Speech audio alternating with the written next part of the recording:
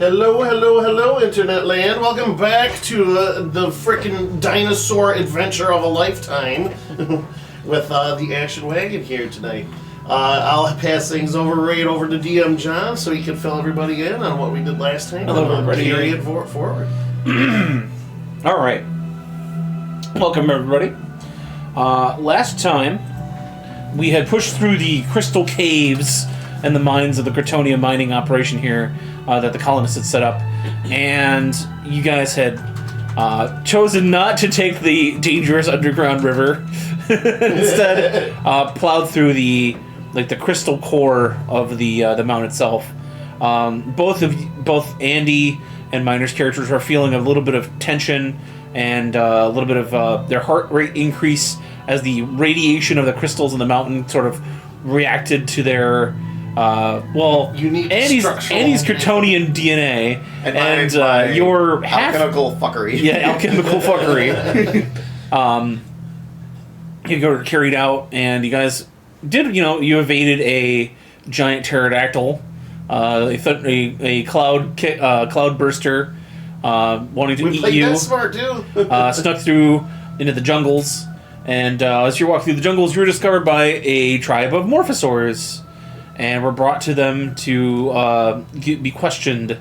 They found... To be questioned and or possibly digested. And, yes. Jared hid away the evening while the rest of you partied with the morphosaurs. The small prey-like creature is definitely going to, observe this round. And the rest of you went to this village, met Lord Slayer and Bruise and Punch and the rest of the gang, the rest of the Morphosaurs. The Morphosaur shaman told you that the crystals come from the planet. They worship them. They use them to in their rituals. The green crystals augment the Morphosaurs, giving them unknown power, and the red crystals make them grow, but make them enraged and unable to really control themselves in battle. The yellow crystals increasing their intelligence, making them more, deeper understanding of what's around them. With knowing this knowledge, you were shown. Oh, Okay. Oh, maybe that's production. Perfect. There we go. Yeah, perfect. There we go. Knowing this now, you saw a fable of a returning Morphosaur from the stars. Astride this Morphosaur, a young boy, and it would do battle with the progenitor of the race, a giant four-armed blue creature from below, doing battle in the bay of the isle as a red star fell, and prophecies galore going off, and this being decided that you were a child of prophecy, Spike. You were given a quest to go to the smoking crater where the Morphosaurs emerged, find the great evil old one, and put an end, thus fulfilling the prophecy. You obviously pretty stoked about this. Got everything together. The rest of the crew pretty okay with it, I think. Definitely. Sounds like there's a crystal at the end that we need. Tom definitely on board for this. You can see where my buddy came from. You guys mount up on some pink and blue feathered sort of bird creatures, large ostrich-like creatures. As mounts, they're Morphosaur crew, like riders, have saddled them, and They don't need to mount. They're just there as a backup food supply. I mean, hey. They've discovered that chicken is the thing that they can eat, and it doesn't affect them. So that's why maybe chicken wings is a delicacy among your people. Okay, they can eat it without reproach. We definitely need to set up shop here. for sure. We would have a monopoly on the food market. Yeah, but what are they gonna pay? I know, they're just gonna trade like beads and shit. I mean, Spike's probably like, ooh. Yes. I have this colorful stone. Yeah, I'll take colorful stones. I mean, that's kind of what gold is, anyways. Yeah. Anyway, the next morning you guys set out from the village. Shiny rock, but is it the right shiny rock? And here we are at the Morphosaur village. It is early morning, about maybe 9 a.m. You guys have feasted upon the eggs of the giant... Feasting upon the eggs of many innocents. Yes. Giant omelets from the eggs of the pterosaurs in the mountains. Fill your bellies. I want to be the old guy fucking with Tom a little bit. Be like, so you think Spike's gonna end up staying here? His people. He looks. Kind of worshipped here. He's like eagerly digging into his egg, and he looks up. He's got like yolk over his mouth. Speaking of like this, you would never leave. Okay, we are best buddies. Okay. He's kind of worshipped here, though. I mean, you saw the picture. I am riding him, and we're fighting that thing together. So, Spike in the background giving a ride to a little dinosaur. I gotta go! all right, and the jungle lays before you. You were told the first marker is the ring of stones that leads into the canyon of eternal despair. That's a big first jump. We have to cross the bridge that goes over the eternal peril. The bridge of eternal peril. The castle of... Perhaps he was dictating. Shut up. Oh, shut They were told Back of the throat. to beware the rocky crags of the desert, for they hide many predators. And also beyond the jungles of the desert, there is the great Thundersaur tyrant. Even our people are afraid of the Thundersaur, so treat him with caution.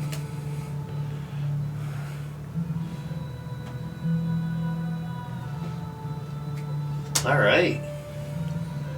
Thundersaur in the Thunderdome. All right, Saturday. I'm going to spawn. It's not herpes, it's a thundersaur. Ouch. Thundersaurs on your thunder thighs. I like it. Go ahead, get one. Nice. Here's your cookie. For an STD joke. It was a clever STD joke. There's the party token.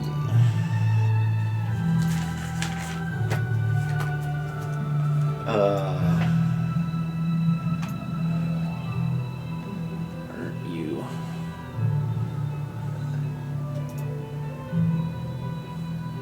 Was that doing this to you last time? Somewhat.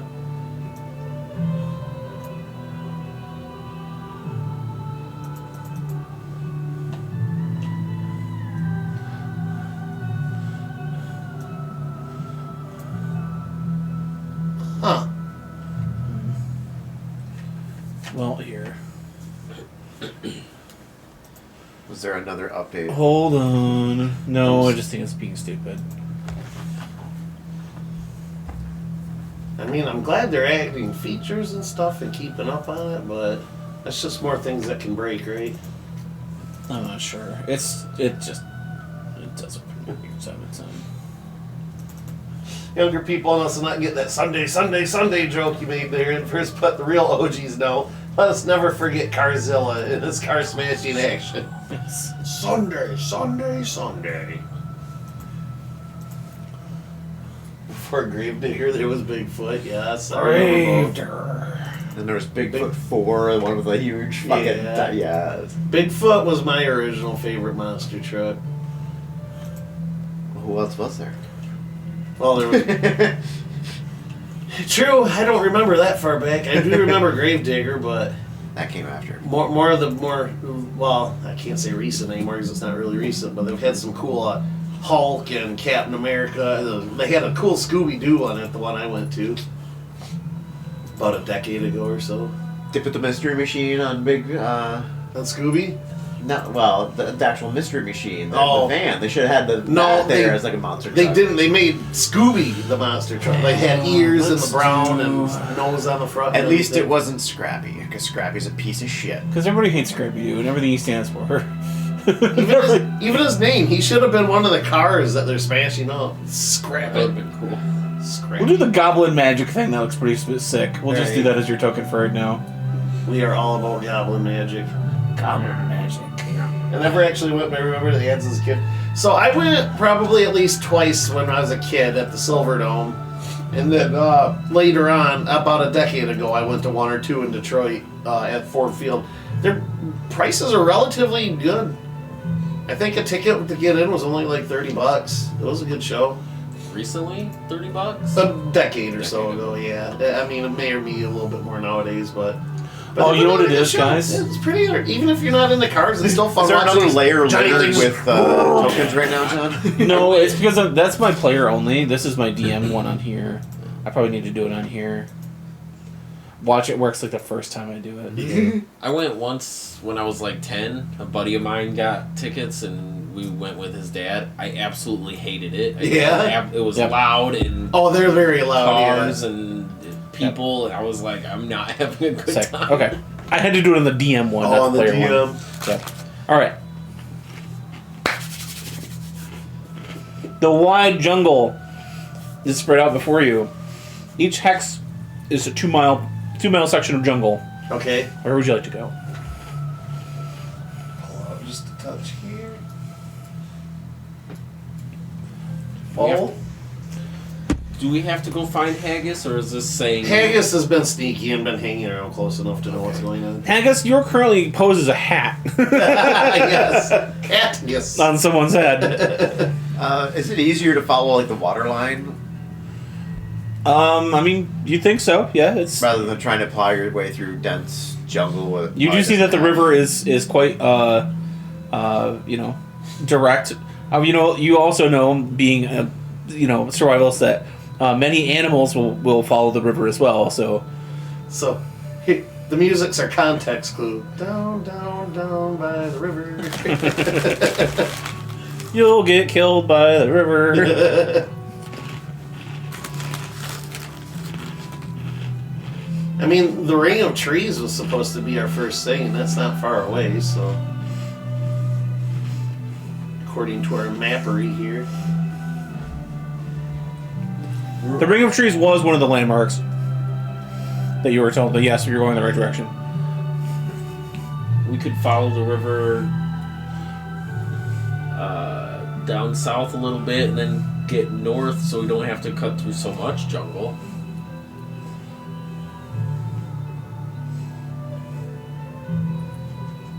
Go down and around and then back up. To what extent do we have an actual map game? Nothing really like this. Okay. Just So something we're probably big-ish. best we're gonna have to follow their directions. Yeah. This has been the general area that you've seen from like the ridge line, like because when it curves into the desert, you don't really able to see past the mountain range. Because looking at this, I'm like, do we really have to go to the ring of trees? We just follow those water lines south. Well, we were supposed to go to the ring of trees first, right? Isn't that something they told us we had to go to, or was that just a landmark? It's a landmark, but Just a landmark. yeah, I mean, you got hey, it's your adventure, your prophecy, Why man. are they ringed?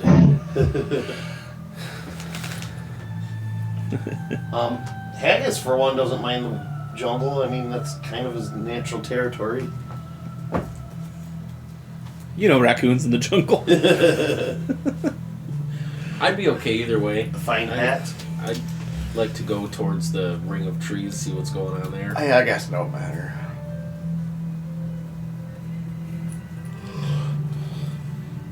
So I assume we don't have that detail of a map, but we can just easily say, oh, straight east is, you'll run across it eventually. You've gone too far if you hit water. I think we would hit the mountains first, wouldn't we? Depending. Yeah. Yeah. All right, you take your squawker dashers, your Squawker dashes. bird mounts, Dashes. into the jungle.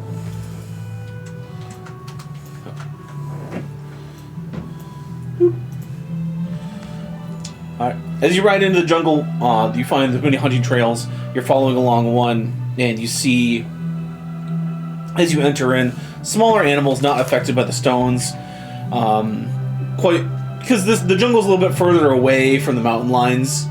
At least this area is.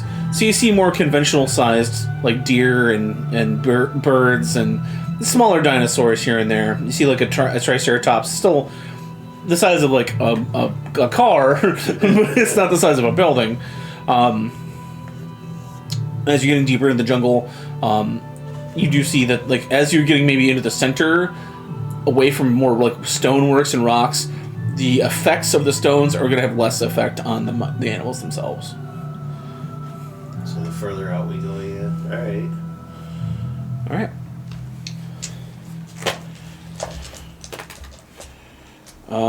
What is the marching order, I should ask?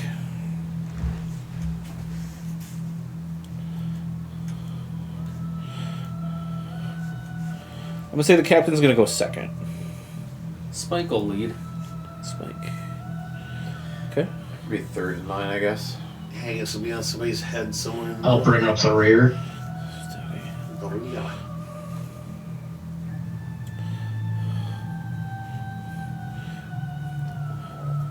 Tom is going to ride a separate squawker dasher. He's going to ride fourth behind Stokey. The rift begins. Yes. As you guys ride up, I'm like leaving them open to ride for someone else to ride them. I see.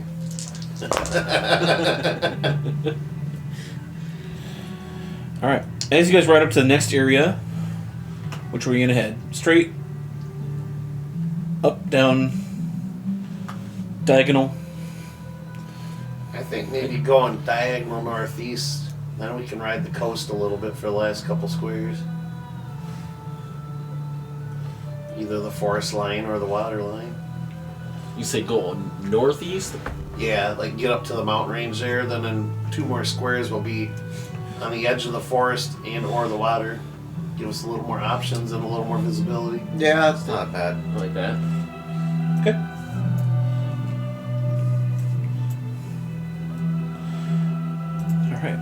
Alright. Spike, give me a perception test, please.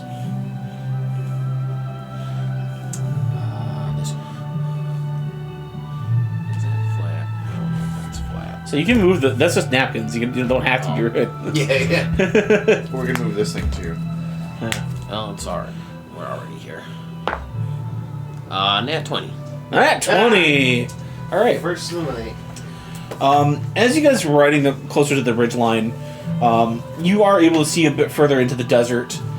You see this ring of stones sort of from a distance. It looks like a natural structure. No, it's not a ring of trees. You see this, looks like a natural structure of a mountain, sort of like in a worn away bit of stone. It looks like a man-made marker, but like worn away after centuries of erosion. It does look like a statue of some sort. Like it used to be like something pointing. You can see the outline of a hand, kind of, but it's been worn to like a knuckle and like a little thing. So something was out here a long, long, long time ago. But yeah, you're able to see this ring of stone. Fist bump it. Just Does the statue look like a human, or does it look like a morphosaur? Or? Do you have a way of do you have a spyglass? I don't think so. Does anybody have a spyglass? Yeah, nobody. I have a spyglass. Would you like to lend it to your morphosaur friend? do his hands reach up there. Hey, is it okay? Blackguard! You just see the spyglass roll up to your feet. You just very barely see a glance of the hat curling back into a ball. What the hell? Alright, I'll take I don't get why you're so jumpy. We left the village 3 hours ago. Yeah, I guess in his mind, oh, this is the perfect opportunity for a nice long nap. Alright, I'll take the spyglass out and take a look. Alright, give me another one. Alright. Just look at all the garbage out here, Spike. 12 plus perception, 7 would be 19. 19. Strain. The arm, you can tell, is jointed and thin. Not like an... It's like a human arm, but like it's almost like stick thin. So whatever it is if it's a human, would be very weakling like looking. Okay. I guess I'll just put the spyglass back and then hand it back to Haggis. Just see the tail scoop it back into the middle of the mass. Alright. With that 20, you also do see a line of those large gigaraptors, like maybe 40, 50 yards ahead, hunting, going into a bit of patch to the south. Okay, I'll tell everybody that the gigaraptors are there. The Giga Chads? The Giga Chads. Are they heading towards where we're going to? They're going south. They're going into the deeper jungle. Alright, so we should keep heading east, right? Yeah. I mean, I just no. Yeah, no objection. Just want to fight some gigaraptors. It's up to y'all.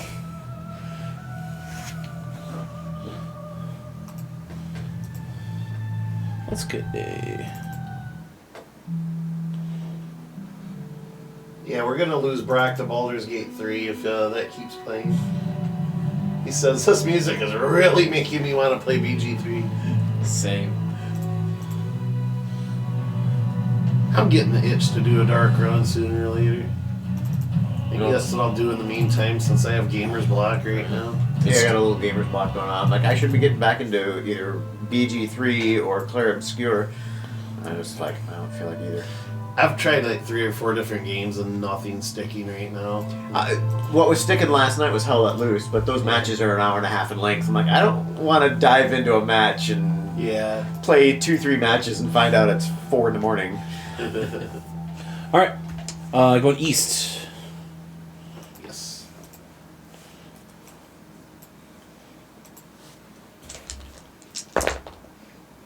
Okay. As you guys are continuing along the coastline, you look down and you notice that the whole island itself, especially the part you're on, is kind of on a big rocky plateau. A lot of the surrounding ocean is separated by this mountain line, a huge, like 40-foot drop to the coast. I know, not even a 40, like a 200-foot drop to the coast. So like you guys are on this sort of mantle above the ocean.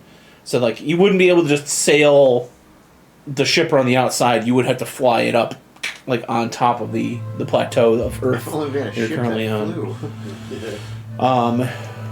Looking ahead, you do see this ring of trees sort of ahead, and you do see some stone pillars surrounding it. Looks like some sort of ancient marker of some kind. Other than that, you don't see anything obvious. Just the jungle gives way to some plains ahead of you, some grasslands and surrounding hills that go into the mountains ahead. So in the last square, that statue, what direction was the arm nub pointing? It was pointed back down into the earth. It looked like it was falling down. Oh, like if you looked up, it looked like it would have just been like holding something up. Oh, like okay. it was like looking at something. Okay. Yeah, if there's nothing significant here. Yeah, you ever watch Star Wars, like Rogue One? That planet Jeddah. Yeah. That planet Jeddah that had the giant Jedi statues. Yeah. Like huge, like that. It's like that's the size of the statue. Okay. We're talking like the 2 on either side of the river in Lord of the Rings. Yeah. I was just gonna bring that up myself. Yeah. Okay. Well, if there's nothing particularly interesting here, we could keep going probably east. Do you guys want to start following the coast or the tree line? I guess would be We go east one more and then maybe southeast after that. That's what I was thinking. into the tree circle. Okay. All right. Or at least check out the tree circle, see if it's any Yeah, we'll follow the tree line then. All right. good or bad. Okay. Give me a perception test. Everybody? Your leader, Okay, Spike. Spike. 8 plus 7 is 15. Okay. As you guys skirting the forest line and the plains, you hear what appears to be maybe about a mile or 2 away, a bit of like a large scuffle. You hear the roars of some dinosaurs and like a large like like the sound of a large beast. And then all of a sudden, as you look to the south, you see a Gigaraptor fly up into the air like all like flailing its arms and then fall back down into the jungle. Huh. What direction was this from? The south. The south. Okay. Did I... can I tell what any of the noises were that were... Sure. Give me a nature. Nature? Alright. Everybody heard that, so if nobody else has nature, you can give me a roll. Yeah, well, probably not. I got that one. It sounds like something big. Something big. Alright. Sounds like a friend. Dirty 20. If not friend, why friend shape? My friend shaped. It's a 13 for me, but he got a 13, dirty 20. Jesse, what'd you get? I didn't roll. Didn't roll, I'm not okay. good at nature. Okay.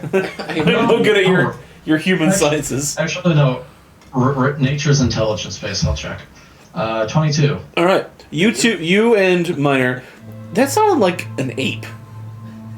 Fucking jokingly said King Kong, but here we are. That sounded like an ape, like marking territory.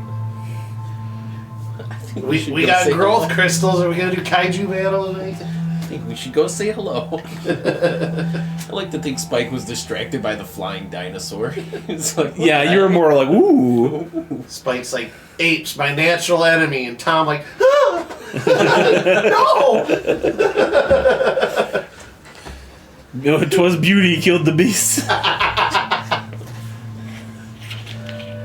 Queen Kong, and she gets Queen Kong. completely enamored with Tom. That's Mademoiselle Kong to you. Mademoiselle Kong. All right. But yeah, you see the ruins to the southwest of you, like around this plains and this tree line. Break out the Three Stooges. No, that's his wife, Queen Hotsy Totsy. Are we keeping the course then? Yeah, do we want to go east or do we want to do the southeast? I was thinking southeast. We were gonna go check out the ruins there. I wouldn't say walk directly into the ruins, but maybe just kind of check them out a little bit. Yeah. And if they seem fine, get a little closer, you know. As you walk into this circle of trees, you can see where the Morphosaurs are maybe a little bit confused. There are trees, they are in a circle, but they're also in what appears to be the cement surroundings of a modern city. But it's all in ruins. You can see, like, imagine a Greek-level civilization, like pillars, buildings, brick, like marble, but all destroyed. Vines growing over things. Very ancient sort of civilization. But you do also see strange metallic bits of technology. You see metal men, reminiscent of the Mechaton you guys had fought before. Anything with writing on it? Give me a perception test. Do they have any trash bins? Curses! 17. I'll say yeah. You see a bit of writing on the base of a statue. Ring of Languages. As you're able to, it takes a while for the ring to conceive of it. It says, "Lord High Protector, Praetorius, Owes me money. 75." But like but at the bottom base of a statue, but there is no you see just some feet. And the feet are three-toed.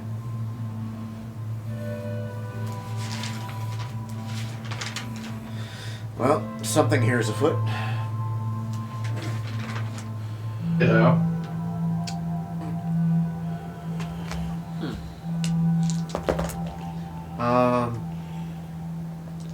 You guys are. Let's take some cover.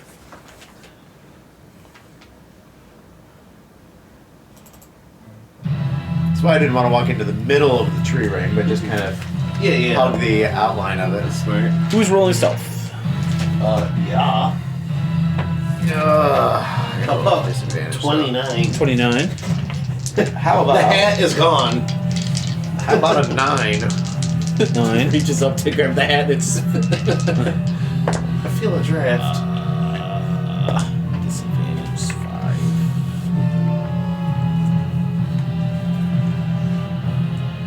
I got a 5. Okay. It's a Canadian joke. You took off. No, Two yeah. got- That's good, yeah. Jesse, you gonna roll stealth? I have disadvantage on stealth. I got a 20, or no, I got a 8. 8. Okay. Even with that shitty roll, you see kind of like covered in bite marks as a giant 60-foot tall red and black ape, like sort of like trundling through the streets of this ancient city. You see him like with the body of a mega raptor or a gigaraptor like over his shoulder, slams it down and like starts ripping it apart and just like eating the dinosaur he has felled in a giant sort of large central, like looks like a plaza. He has turned into like a sort of a nest or a haven, whatever apes live in, whatever you want like. I don't know what to call it. It's an ape nest, but you know what I mean. Like It's a man cave. so, yeah. But he does not notice you as he starts eating his fill. He's monkeying around. As he monkeys around. Well, he can't be monkeying around. He's an ape. Those are different animals. Maybe not here. Does he have a tail? I'm not the DM. Does he have a tail? I'll show you. There's a spot where a tail may once or not have been.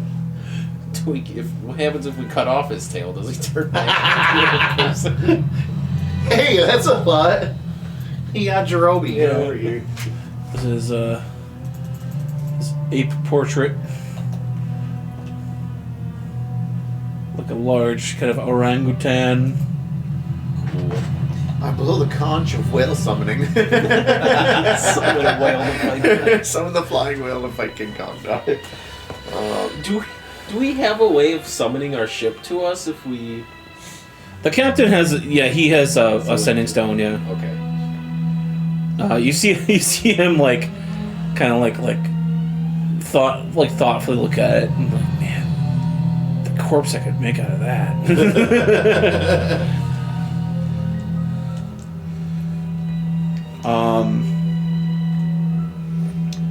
Well, I don't think we should stay in town very much longer.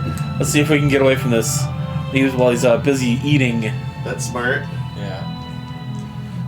Yeah, let's move on out of here.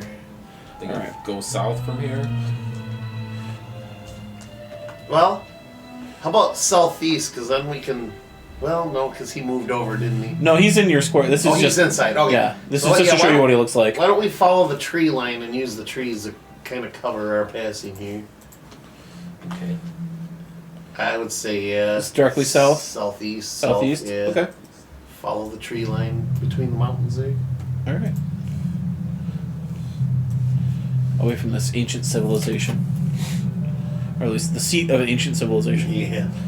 You leave the giant The ape pit. ape pit.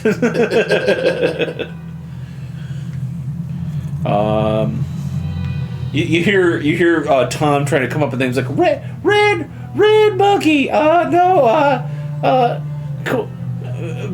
Big car. No, that's dumb. Man,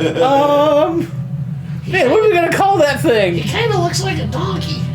No, that's stupid. Kind of looks like a puma.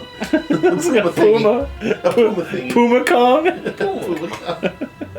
Chupa thingy. Chupa thingy. About that. Yes. Oh man, I don't know. We'll come up with something. Running south into the tree line. Okay. You find the outskirts of the civilization comes to like an end, and you go back into the trails. But passing by, you do see like a skeleton graveyard of giant, mega monkey-sized bones. Mega monkey. Is we're gonna call it Mega Monkey? I like Mega Monkey. We can go mega monkey. Mega Monkey. All right, we're gonna call him Mega Monkey. I mean, we got the Gigasaurs, the Mega Monkeys, Gigaraptors. Gigaraptors. You see a Mega Ultra Monkey. Birds. Thundersaurs. Thundersaurs. You see the Mega Monkey graveyard. Herpes. A bunch of, bones of his ancestors of the same size. Covered in moss and, Mummified hair. Yes. So obviously this creature has a long and proud heritage on this island. Is there a hefty sized bone that maybe I could grab and make a bunch of checkers tokens out of? Sure. Yeah. Give me a perception test. We're getting monkey ivory now. That's a whopping. That's still a 10 altogether. You find an old bit of jawbone, maybe about the size of one of these pillows. Some teeth or something. I'll fiddle with it later. All right. I should say whittle with it later. Strap it to your squawk dasher. All right. So you said the Mega Monkey was 60 feet tall, right? Yes, 60 feet tall. Trying to think how big is... If I found like a skull, if I could take one of their teeth, like one of their canine teeth, as a souvenir. I mean, you're in the Mega Monkey graveyard. This would be the place to look for one. Can I look for one? Yeah. All right. Let's see. What do we got? 2 was that perception? Yes. Okay, with the 7 would be 9. You see a giant skull kind of underneath a big pile of other like sort of bones and wreckage, and a big tooth, probably the size of a long sword, Okay. like poking out from the bottom of the jaw of a mega monkey skull. Can I break it off and take it with me? Give me a strength test. Okay. I'm not gonna use that. I'm gonna use this. 10 plus my. That you said strength, so that's the Yep. plus 9, so 19. High or low? Let's go high. As you wrench this tooth out and snap it out, you actually pull the skull out along with it for a small period, and this giant pile of bones comes crumbling to the ground, and it makes this giant rattling sound. Then you hear the distance, oh, oh, oh, ba-boom, ba-boom, ba-boom. Damn, I really wanted that tooth. Okay. Well, you got it. You got the tooth. Let's put it in the bag of holding. I'm gonna get out of here. let's move to the mountains, the line of the mountains. We might find some cover there. All right. Time to go. Okay. Go ahead and give me a athletics as you guys are running. Go ahead and add a 5 to it because you're on the Squawker Dashers. Add a 5. Yeah, add 5 to it. Okay. Plus 5. 18. 18. We are That plus going 5. to luck that one. You said athletics? Yes. That's 5. It's gonna be 19. 19. Yeah, I'll stick with the 19. Jesse, what'd you get? Athletics? Yes.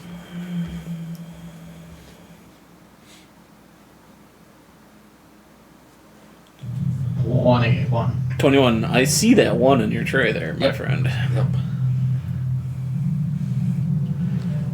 Okay. With the 5 from the. Spice like, you mean you weren't supposed to eat your bird? What's your athletics? Do I add my athletics? Yes. Okay, so with that'd be plus 9 for the strength, right? Yeah. So it'd be. So you're at Plus 10 5 plus with 5 bird. 15. 15. I'll give you a flash of genius. Add an extra 4 to that, so you have a 19 as well. 19. All right. Oh, we weren't supposed to eat our You're birds. like, run, stupid, and you like smack him on the backside, and you like just go to stand there, like looking at the tooth and like looking at this giant, like shadow of an ape, like moving forward. You see the tree is parting. Go. And as you guys ride south along the tree line here, you can definitely hear that the ape has moved to the graveyard and is kind of like poking around and looking around for signs of something that has happened. My bones. The Mega Monkey. All right. As you guys get closer to the desert, you notice that the grasslands kind of turn into more of a like a sort of like an African Sahara grassland type, large Not tall sand, grasses. but Sub-Saharan. Yeah. Sub-Saharan, yeah. I'm picturing maybe like the Barrens. Yes. And it turns into more of a temperate sort of grassland. You see some lions, some of the large, like, Turbo lions. regular lions. In the distance, we hear. Joke's on you, this is actually where the Lion King takes place. Oh, there's Pride Rock. Alright. And as you guys get closer in... Now we gotta fight the ultra hyenas. Just hoping we don't get caught up in a stampede out here. Alright. We come across the old cave. It has Hakuna Matata written on there. Hakuna Matata. What a wonderful phrase! For the longest time when I was a kid, I thought it was it's hobgoblin free philosophy. Hobgoblin free. Well, I wouldn't worry if there were no hobgoblins, I guess. All right. As you ride into this sort of more grasslandy area, the grass is up to your thighs on the squawker dashers as they kind of have their heads above the grass, and you're mounted on the backs of these giant birds. You're still able to make your way through like almost an ancient trail.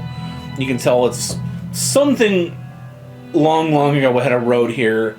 You're just sort of picking up bits and pieces of this former trail. It's probably been upheld by animals at this point. Your only way is going to be either because this is like, unless you want to start climbing mountains, which you do see some deposits of green, red, and yellow along this ridge line. Not as predominant as the ones near the core, but there's some outlying deposits out here. I'm not saying get in the mountains, but maybe follow close enough that if we need to seek shelter, we can head in, rather than just being exposed in the middle of... I'll say going any further east is going to require, like, checks. Because you're at the mountain base right now. But directly south would still be on the mountain line, yes? Yes. Okay, yeah, that's what I think he's saying. Yeah. Okay. So I said not go into the mountains, but be close enough if for some reason Yeah. we need to A seek quick some dash shelter. and we can get behind some cover or something. Okay. All right. Where was that ring of... rocks? Right here. Okay, so it's just we're coming up on Yeah, it. this is the ring of stones. Look at the stones! Stones and bones. Stones and bones. Here's a 90s throwback reference that I'd forgotten about. The House of Stone and Light. I want to say it sounds familiar.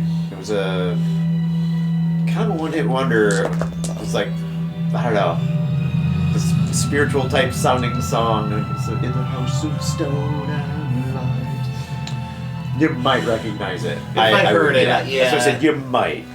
But Going south along this ancient grassland, you guys start to hit the sand, and the grass starts to die out. It gets more sparse, and you get more of this rocky area with more pronounced I guess what would you call them? Buttes. It's like the large, Butts.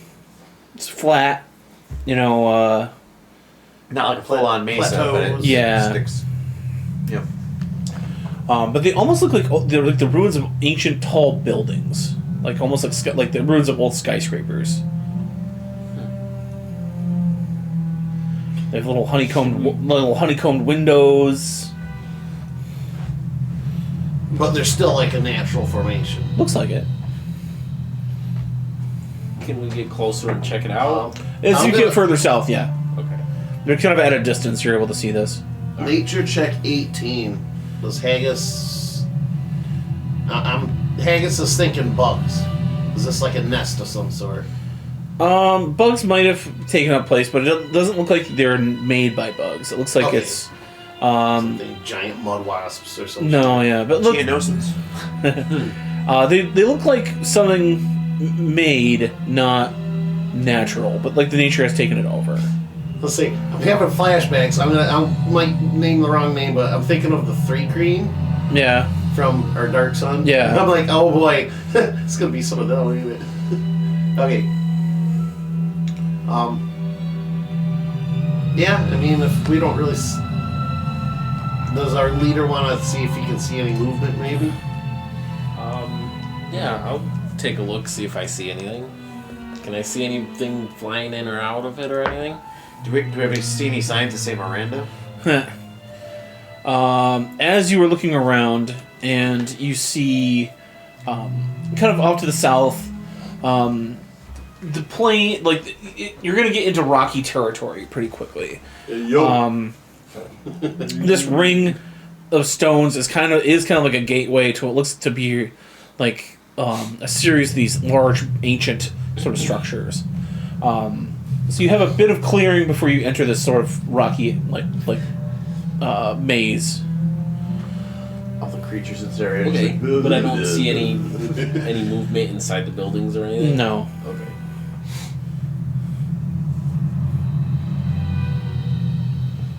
Spike, can you transform into flying things yet?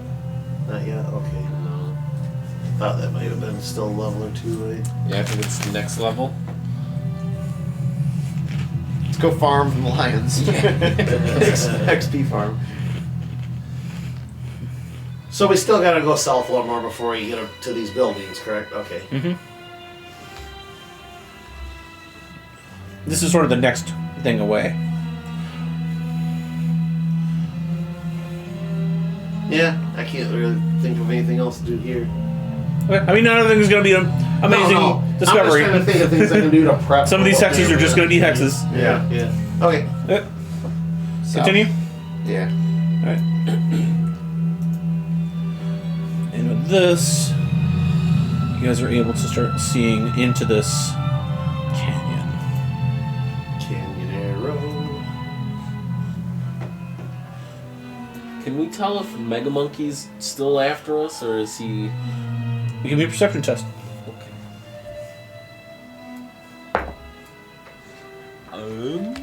It's a dirty 20. You can see a ways away to the north, maybe about a mile. You can see Mega Monkey just kind of hanging out, surveying. Okay. Okay. He's followed us a ways. That's concerning.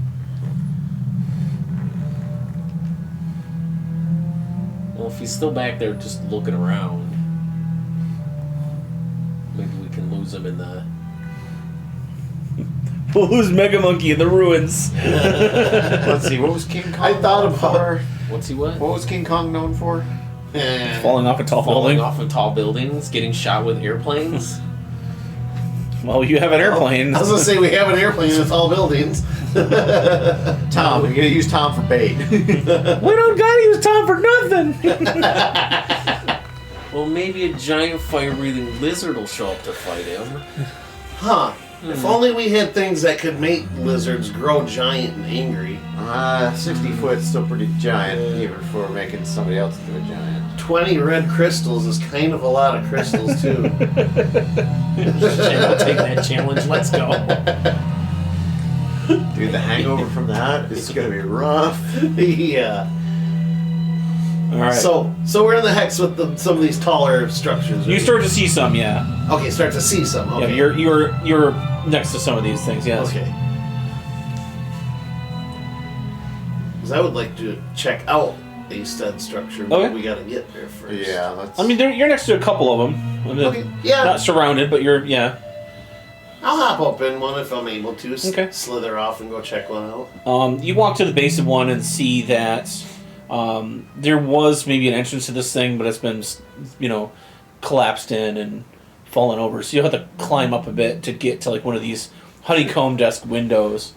Yeah, I'll do that. Athletic? Yeah. 15 then. Okay. You're able to climb up into this one. It's about 40 feet tall. It's got a series of these little square-like windows along some of the sides that aren't like collapsed in. And you can tell as soon as you get inside that there is like tiled floor and cubicles, there's a water cooler. there's some old stonework on the insides. So they look like ancient structures that like the land has reclaimed in some kind of way. It's been that long. Yeah, it's been a long time. Can I go inside and survey around just Yeah. pretty briefly here? Okay. I will do, what do you think, perception or investigation? We'll do an investigation. Investigation? Okay, that'll be a 16 then. 16. 13 plus 3. You find your way into like the kind of the inner core of one of these buildings, and as you look at one, you see a small, looks like a glass lake in the middle of a large circular room. It's like perfect, smooth glass, surrounded by a ring of steel. Alright, I'll go check it out. That's weird that this hasn't been reclaimed by nature.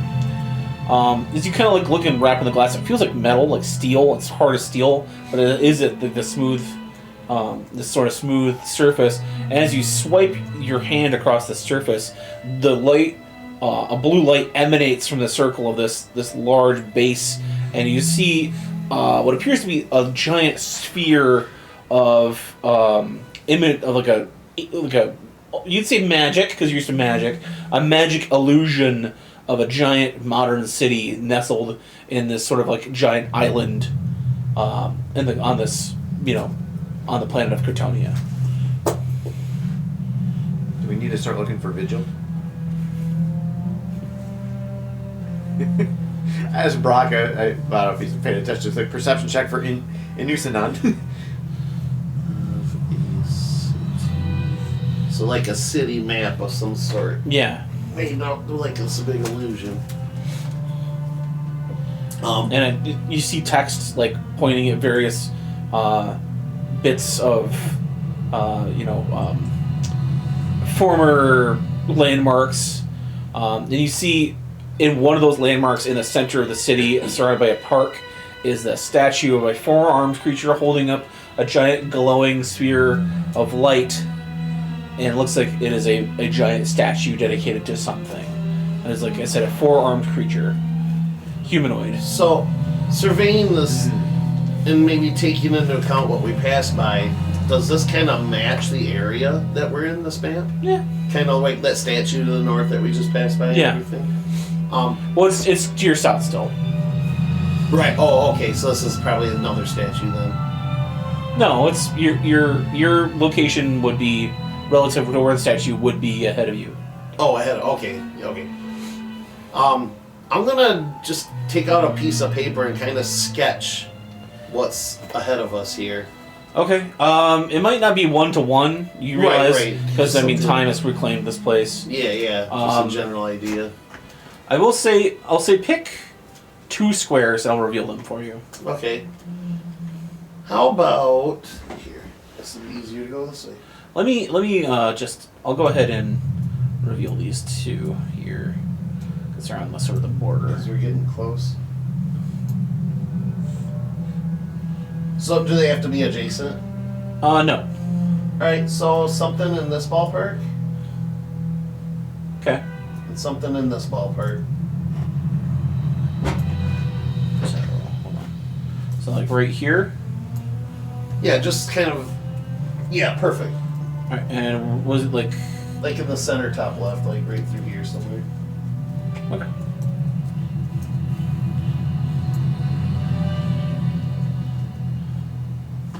Okay. So you can see there's a clear area there, and definitely a border down to the south. So we got possibly the mountain line wrapping around like a horseshoe maybe. Yep. Okay.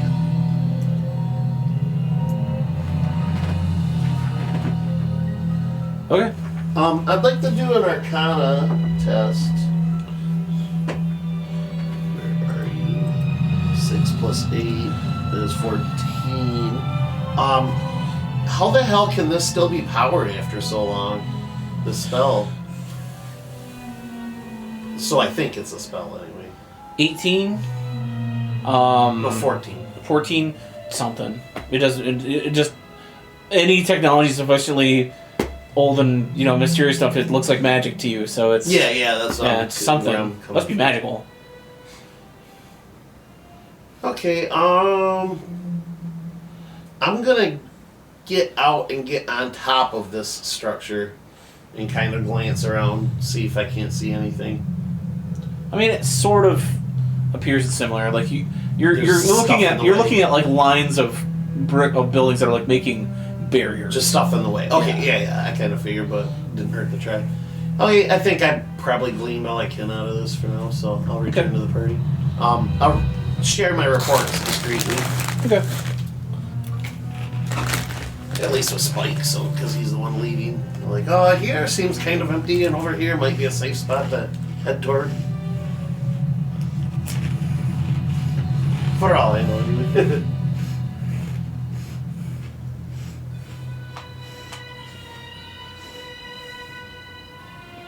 Okay. Oh, Well, anything else?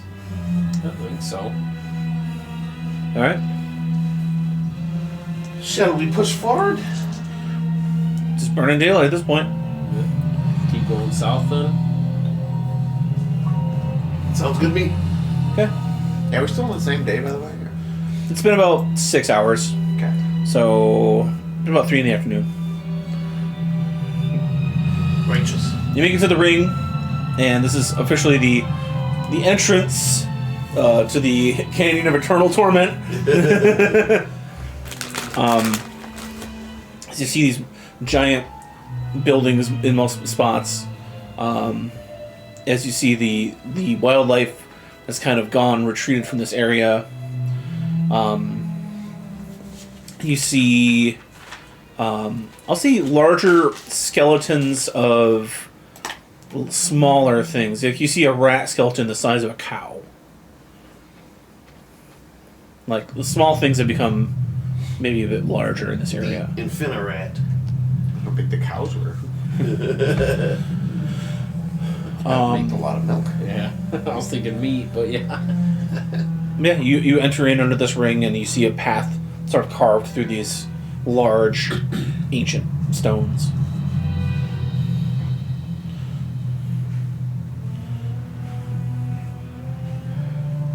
Maybe we should tackle this tomorrow. We had kind of a long day. Yeah, I was thinking maybe we should find a nice spot to camp out for the night. A little sheltered and secluded, but not in a dead end. Do the bones and stuff look like it's like long dead stuff, or is it any of it look fresh at all? Give me a nature test. 19 plus 4 is 23. Some of this does look fresh. Does it? Okay. What looks fresh? Some of the bones and the kill. Bones Yeah. and dead bodies and stuff. You find a rat carcass with like decaying flesh still on it. Haggis suggests maybe we take our break up top one of these so we can keep watch a little bit better. And maybe bottleneck anything that might try to ambush us.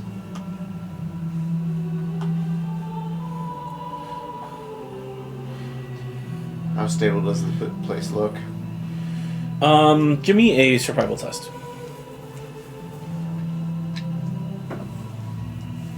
Probably not for me. Yeah, 5. Oh, not 20. There we go. Which will be a 23 altogether. You find what appears to be an old fortification. 4 solid walls, crenulations on the walls. You go inside.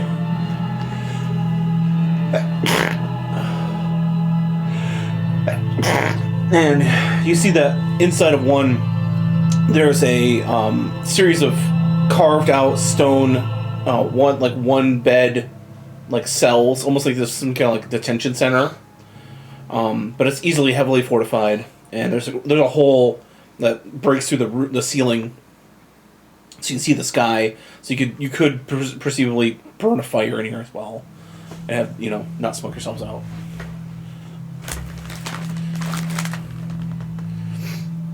So it's not a tight series of tunnels in which to start a fire.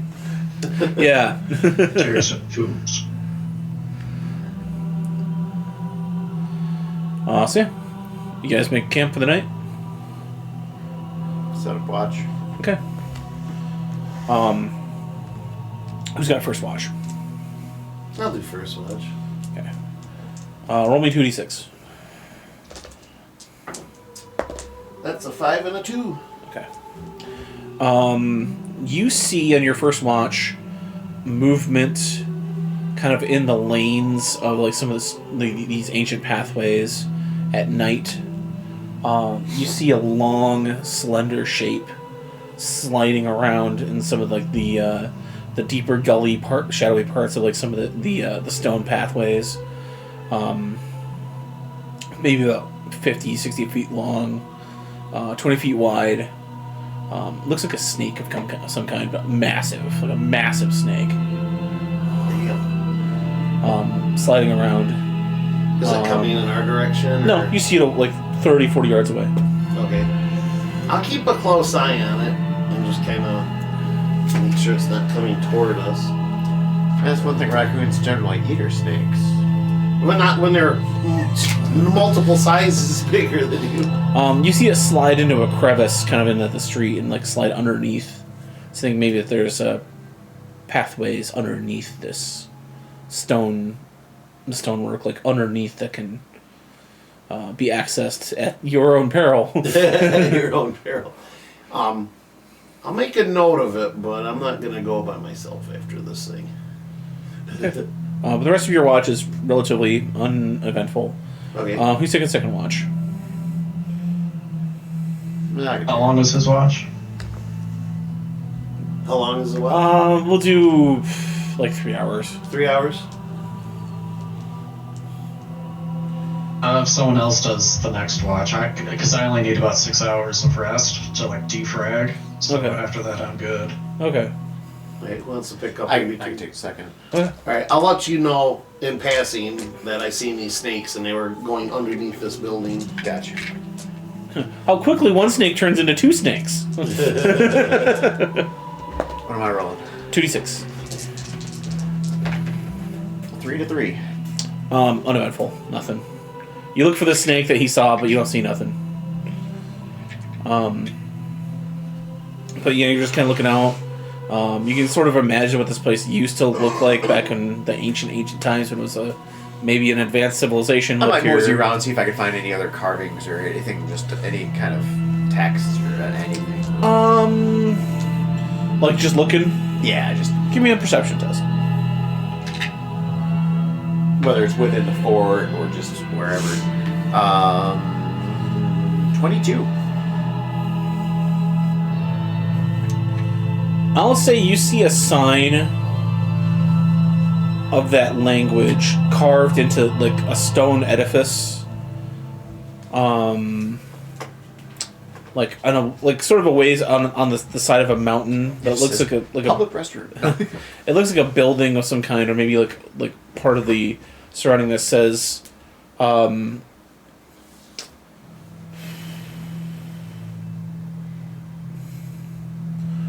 welcome to Ceratopia. Okay.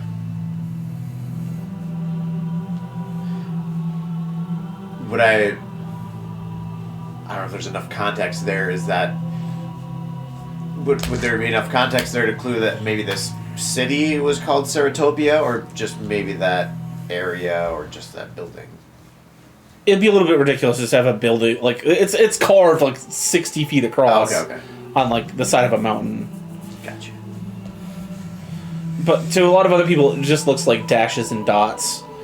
But to you, with your lens, it looks like, English or common writing. Gotcha. Yeah, that's all you see. Yeah, not much else. Just wait for Jesse to wake up, quote unquote. All right, Jesse. Give him kind of the details that Jared gave me and just what I saw. All right, if you want to roll me 2d6, Jesse.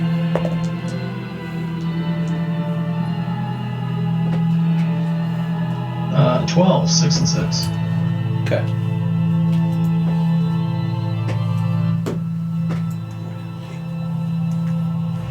All right, Jesse. As you take your final watch, there you see sort of the bits of dawn, coming up over the ridge lines. You spot probably another mile to the north. The mega monkey still on your guys' trail. You see him like lazed on like top of a building, so like hugging it like a giant tree, asleep. Ping him with your cannon just for the hell of it. I was thinking about it, but if he's asleep, that gives us time to create distance.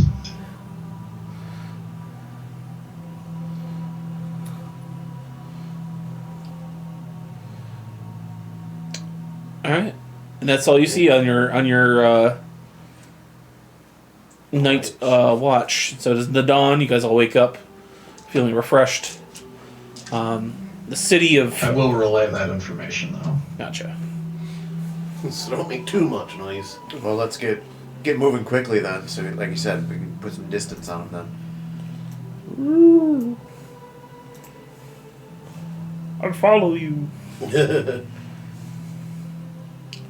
All right. So,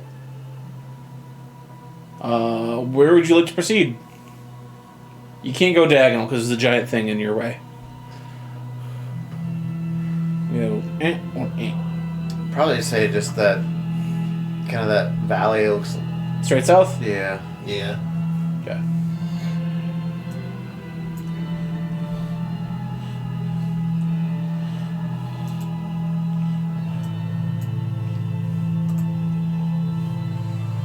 No, damn it. No, damn it. Plate. Boop. All right.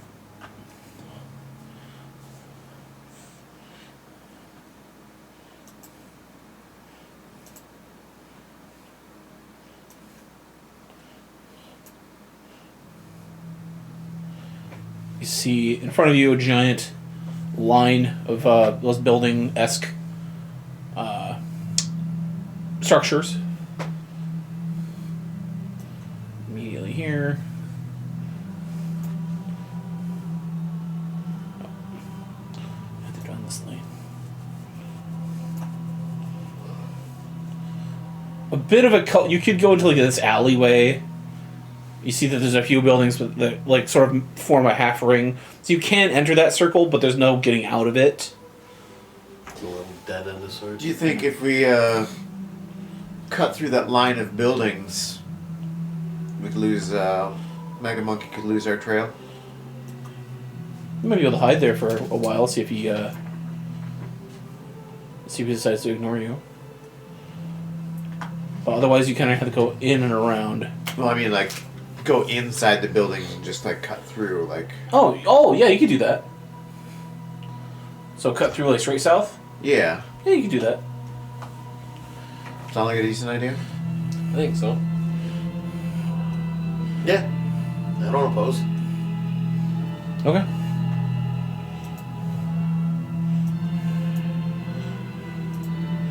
Just out of curiosity, are we seeing any of the crystals around this area? You do see some red, some green. Okay.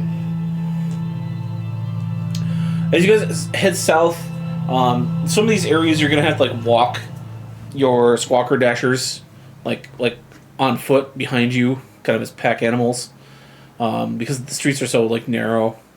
They're clogged with rusted out bits of these like sort of like glass and like plastic glass, sort of like the same material that you felt on that surface, and metal. These sort of like weird spherical vehicles, kind of cracked like bubbles.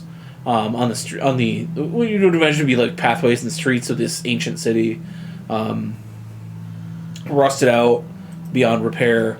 As you sort of follow a lot of these like bubble cars into this lane, you see it goes underneath a large, what would have been like a big mega structure, into this sort of cave.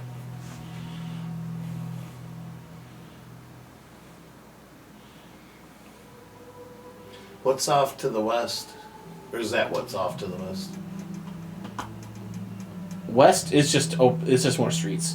Just more streets and stuff? Okay. Yeah. You're right under this. You've sort of entered that big mega structure square.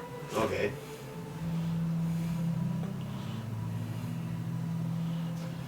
Well, what do you guys think about the snake hole underneath the one building?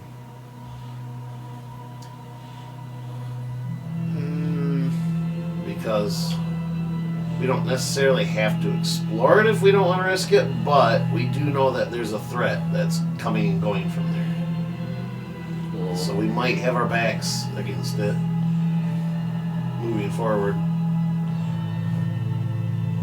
Well, if the Mega Monkey's following us, maybe he'll just fight the snakes. And we can So keep you're going. saying we should bait the Mega Monkey over that way?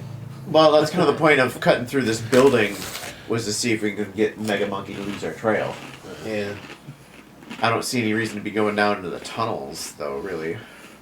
Unless Mega Monkey is still a problem. Well, my thing is, if we continue forward, now we got to worry about snakes that can come from behind. We could get pincered potentially. So you want to go down and find the snakes directly? Either that or trap them. But I don't know if we're going to trap something that big. set up a barricade in front of their hole or something.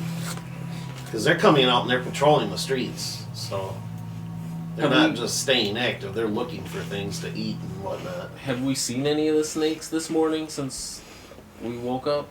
None of you rolled to see if you could. Don't know. Okay.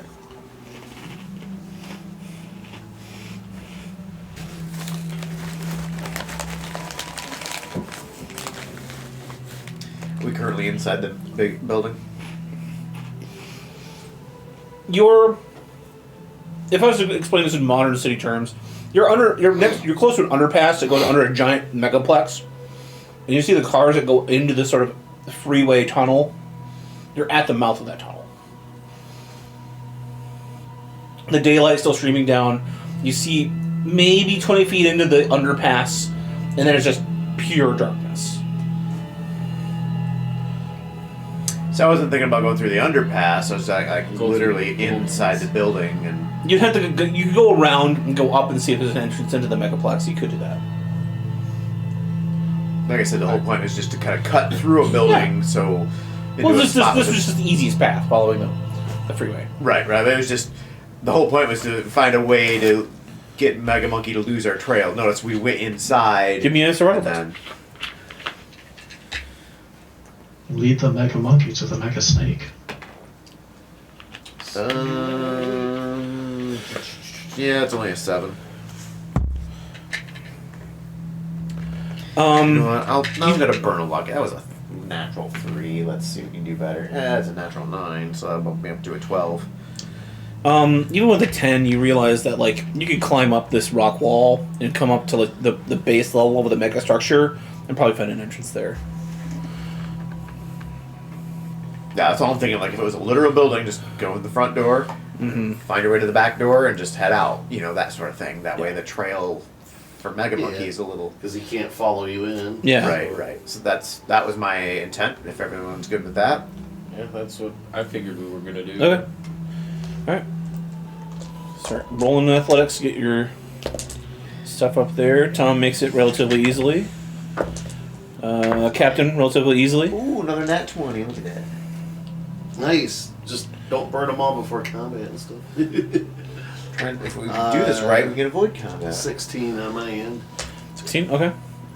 Would you? Yeah, 25. Okay. Nobody below 15? We're not adding 5 for the birds, right? No. Okay. Cool. Okay. Nobody below 15? I think Jesse's good. Okay. No, I got a 21. Okay. Perfect. Yeah, you guys easily pick your way along like the sides of the ancient, sidewalks and whatever, up on top of the base of the megaplex. You find an old fire escape. And you're able to enter the base of the megaplex. It's still dark, but not as like pitch black as the freeway leading underneath of it. You can see that there are like holes where like the inside was a giant like hollow center with a bunch of like circular floors surrounding basically a hollow center. That hollow center still exists, but now it's more of like a giant honeycomb of rocks, and stalagmites and stalactites. As you like kind of look around and you see this old like fountain has turned into like a tepid like a green lake now of like fetid water. A pond. That's not a pond. You see some ancient technological lighting still on, so kind of bathes this interior area in like a pale blue glow. I was just tell everyone to watch their steps. You see there are stairs that lead up into like sort of a platform, and then you do see like a shaft of light, maybe like against like a pillar on the other opposite end of that area. Thinking we just straight through is don't say quickly as in we're hustling, but just as the shortest distance, just get through, get in, get out. Yeah. Right out the back. Haggis door. is gonna go forward a little bit. I rolled 25 for perception Okay. and 18 for stealth. I want to see and listen and smell and if there's anything living here that we might trip across. Okay. As you sort of sneak around and you look around, you get forward maybe about 30 feet, kind of at the base of these stairs that lead up into the second level of the megaplex. And as you look up, you do see some movement. You see maybe about 12 or 13 bats, 7 feet tall, a piece, and hanging, sort of shuffling from the ceiling. I'm gonna hush them up and point upwards so they all see. And then kind of we should get a move on. Yeah, that's kind of like I said. I don't want to linger in here. I just wanted to cut through as quickly and efficiently as possible. Yeah, Haggis is gonna start scooting quietly. Yeah. You make your way up the stairs, and you see a large archway that was maybe a sliding door that's now permanently been busted into a rectangular, maybe rhombus opening, irregular. But you do see a rocky trail that leads down and forward, and into kind of the other side of that underpass.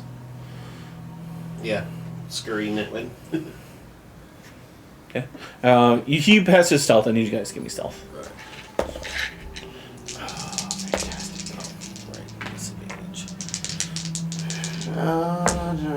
That's gonna be. I'll put my knack or my flash of brilliance. That'll be a 16. Okay. I got a 2. As you and Tom are sort of leading your squawker dashers up the stairs, they sort of are starting to feel this sort of something and you hear shuffling up on top of the roof, and you see 3 pairs of red eyes, and then the squeaks and the flapping as the bats themselves start to wake up, and you're pulling on this, Tom is pulling his squawker dasher up the stairs and just not going. Can I help him pull his squawker dasher up so we can get? You're going? kind of having a similar issue. Your squawker dasher does not want to move forward. Okay.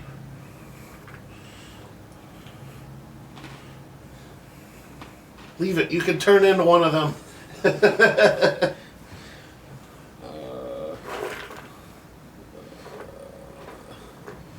I'm gonna give you about 30 seconds to find out what you want to do. All right. If I use speak with animals, can I talk to the squawker dashers? Yes. All right. I'm gonna cast speak with animals. Okay. And I'm. What the fuck are those things? Oh my god! They're gonna eat us! Oh my god! Relax. Calm down. We get up the stairs. We'll get out of here. Persuasion check, please. 19. Oh, okay. Oh god. Okay, please get me the fuck out of here, please. Shh. Come on, quiet. From the shadows, Haggis is going to use minor illusion to make it from the opposite direction, make it look like there's some giant bugs over there. To distract the bats, I'm guessing. Yes. Okay. Like their food source or whatever. Okay.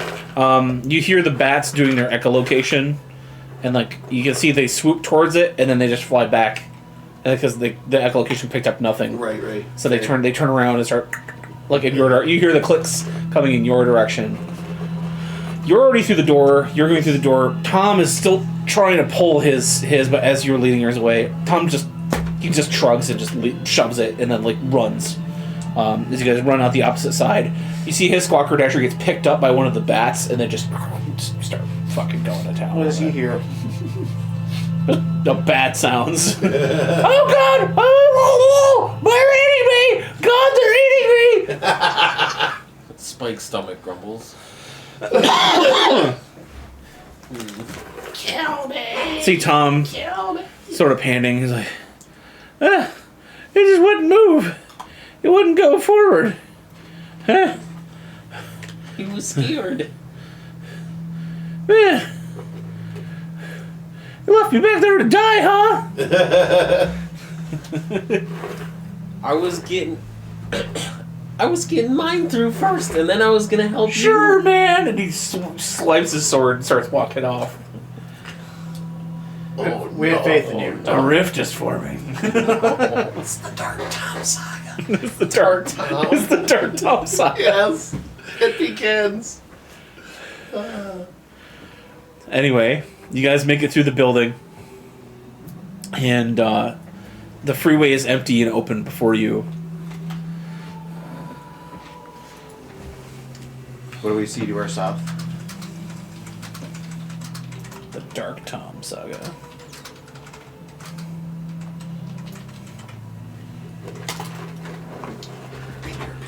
Don't mind me just refilling my drink. See a clear pathway. Once again, you can go west or south, but you cannot go southwest.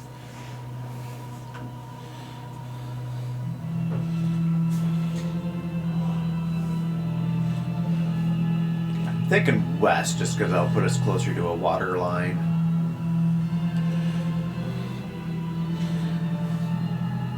Unless we don't see mountains blocking our path in that little narrow strip of black straight west, do we? Like right? There? Yeah, there. Is there mountains blocking the way or anything? Yeah, I'll say you guys are past it. You guys know, pretty much realize there's just mountains. Okay. Mountains are nothing of consequence. Right, but it's either do we head west or do we head south? Well, if we're not going to do anything about the snakes, Haggis would like to at least put distance between him and them then. So do we head west or do we head south? Well, they're coming from the west, from my understanding, right? Like a building from the west? If you're in a East. cornered Or west, spot, west. no. The direction is one that didn't do with it. It's if you're in a cornered spot. Okay. Like if you're in a spot that like is maybe two direction, like like maybe it's Yeah, easy left for an or right. ambush.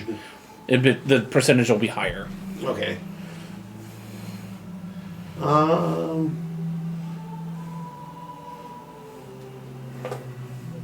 Yeah, I say west. Fuck it. 19 on survival. Which way looks the wisest? I mean, too far west, you run into a corner, which is going to be Snake City, and you know that you see right here that there's going to be some buildings, so maybe south will be your better direction. Alright. South then? Okay. All right. Zoop.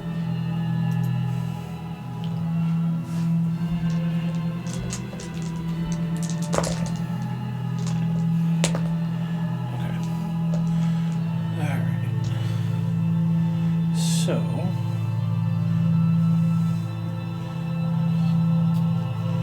going further south,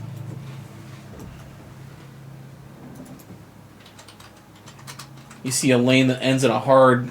You would have to go here, and then you're next to another. Oh, I have to do the DM one. You see another lane, so you just can't go diagonal. You have to go south or west. I feel your pain because I've tried to move the map in OBS so many times doing this when I need to actually be in role-playing.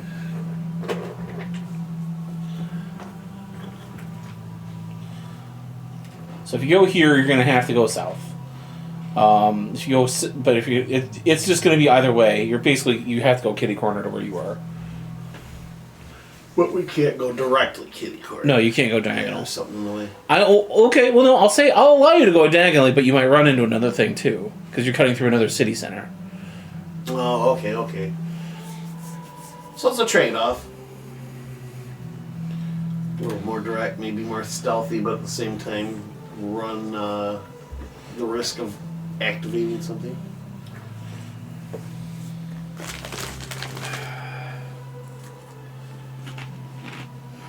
Are we near the city center, or is it like still like a mile away or something like that?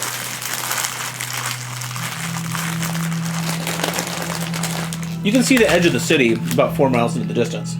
like off to the ring. You know? Okay. You're in the ring of the mountains now. You can see, no wonder I couldn't see into this thing. I'm in like a city. Yeah. And South looks like a tighter passageway. Not that it would be super tight, but looks a bit more tighter than if we had west and then maybe south. yeah. Do we want to stay where it's a little more open? I think so. I think west would be the. Yeah. West. Yeah. Okay. Don't need to wreck the boat. Zoop. Jugs Lover's back. Hiya, boys. What's the word up there in the Great White North? The word is -18. Yeah. Yeah, I know that's 2 words, but Fucking cold. last night. So I got the beginnings of my next big tattoo, and I left my tattoo artist last night about 2:30, and yeah, it was -16 before wind chill. It was cold. Yeah, I woke up this morning at 8 in the morning. It was still -17. Yeah. Oof. At So- least there wasn't a lot of wind, so I'll take that. The area directly to your west is kind of blocked by buildings. So south, I mean, you can go here, but it is like going to be a tight fit. You see that it's like sort of a one-way like branch off of a mega like highway that like leads to like more of a residential area. More ruins, but it's going to be tighter fit because you're more in like the suburbs, Yeah. not big wide streets, but more like small like little pathways. More clustered. And south is more like sort of a bigger ruined valley of buildings. So at what point do we have to make our way west? I don't know. Is there a... trying to keep our eyes, I guess, for a gap in the mountains to the west? It's going to be part of the challenge. You guess maybe they call this the Valley of Eternal Despair because they could never find an exit. Actually, yeah, you flash back to Lord Slayer basically telling you, yeah, we call that because nobody can ever find an exit.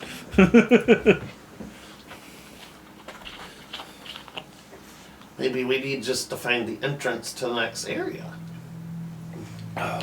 Yeah, stop looking for an exit, look for an entrance. Yeah. Look for opportunities, Right. not for bad things. It's one of those goddamn monkey paw wishes. Ooh, don't bring that up around him. What? What? Mega monkey advances 1 square.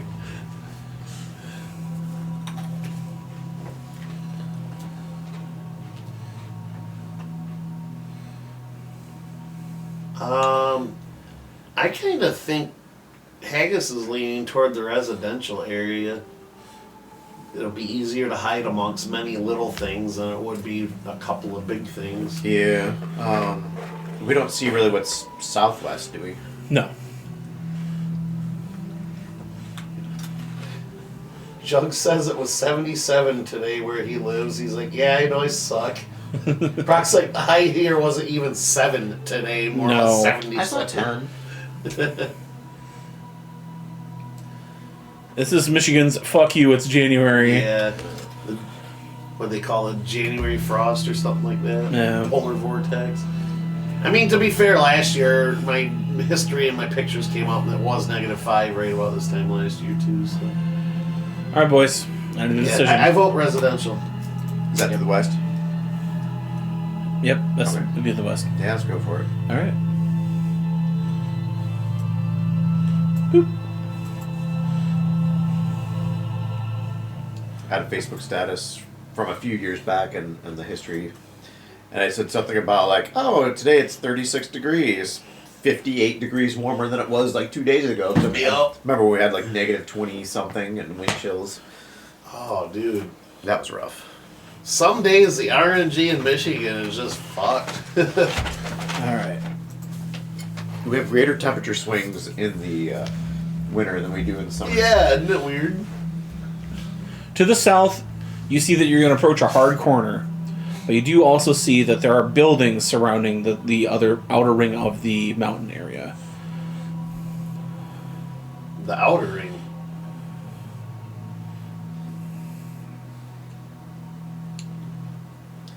we not finding anything that looks like a potential pass to the west? Nothing obvious, but there are many opportunities for there to be one, like, kind of in the distance.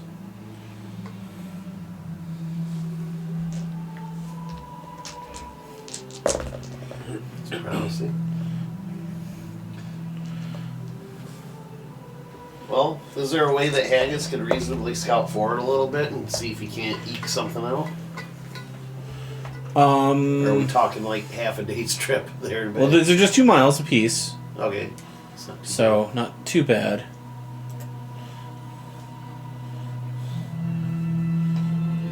As you find your way,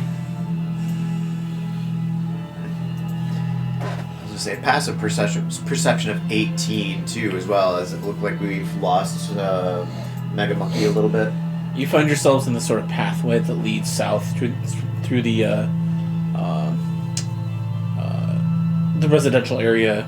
You can see like some old ruins of old like houses, kind of on lane, in lanes. You're in sort of a pathway right now. You guys are right in about here.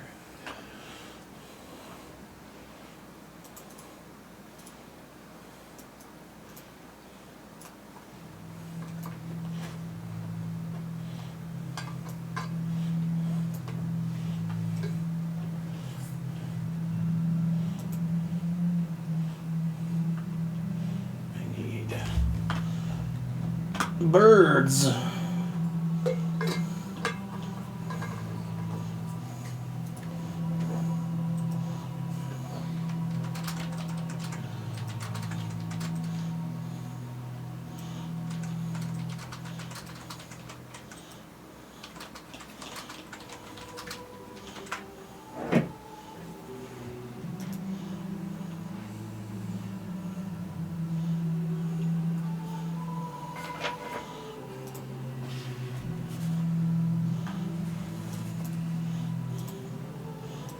Squares. Yeah.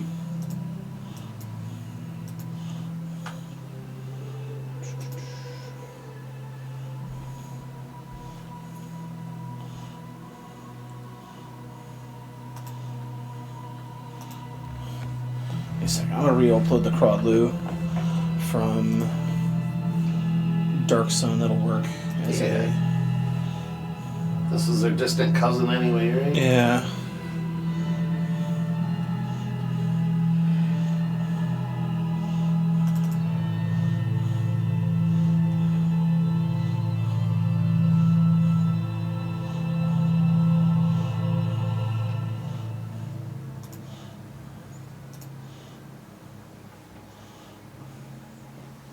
It's about 4 of these.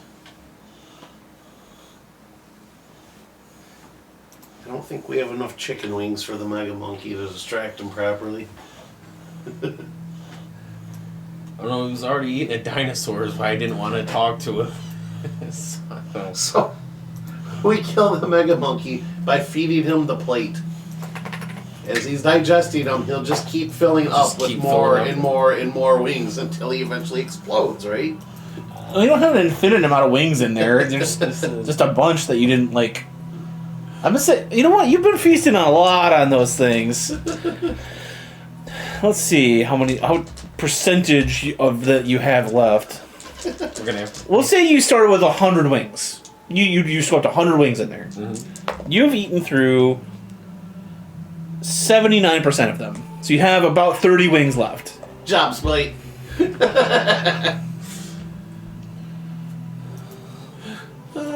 Let's say it's not an infinite wing bag. No. You wing bag. Wing bag. Gonna have to talk to Zaylon again. Mr. Zaylon. You see, it's kind of our shtick. Listen, You'll be saving a shtick if you do this. Well, I mean, it's not like you don't own a restaurant that can cook you more wings. I need 2 bags of holding. One for all my shit and one for my chicken wings. All right. So you guys are out here in the middle of this lane. Your Squawker Dasher is kind of in the back. You said you're going to move forward and look ahead a little bit. Yeah, I'd like to scout ahead and just, see if I can find maybe a path that might lead through and, danger. Okay. Perception? Yep. A 5 and a 17 would be a 22. You see, kind of off in the distance, this freeway that kind of merges onto like the street you're on right now, leads up to the mountain pass, and you see what appears to be a sign that has fallen down over what appears to be like a lane that goes through the mountains, but it's slightly obscured from the angle that you're at. So if you were looking straight at it, you see it, but from your side, it looks like a big, like kind of like I don't know how to put it, like you're putting it from the side, so you don't see it, but you can see like, oh, I obviously see that's like a side of a sign. There is a sign, but I can't read it. Exactly. Yeah. Is there any way I can creep up on it? It's like off. You're using your telescope. It's like telescope. Off Okay, the distance. But there is a clear path that can head that way. Yep. Yeah, I'll guide the group toward the path, but I'll mention the sign, but I can't see it anyway. I probably wouldn't be able to read it besides. As you turn around, you hear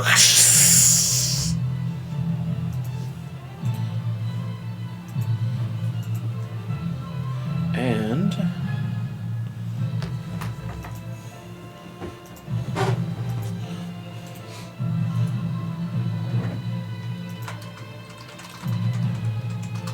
from a giant storm drain cracked in the floor slithers one of those giant snakes. Not just a king cobra, an emperor cobra. A god cobra. A chancellor cobra. A chancellor cobra. Oh my god. So, a little bit off topic.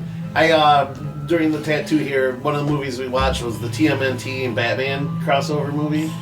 And at one point in the time, like all the Batman's villains get mutated. Joker turns into a snake and looks almost exactly like that. A giant python or whatever.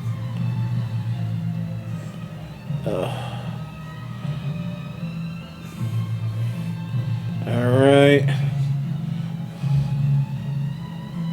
Initiatives, please. Quick. 14 for me.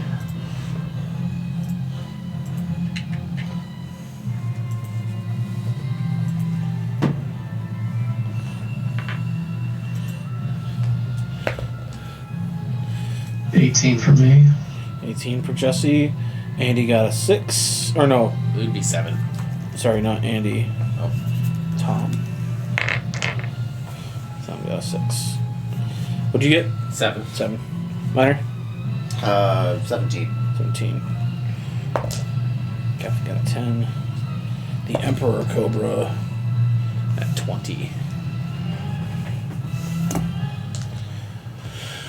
Alright.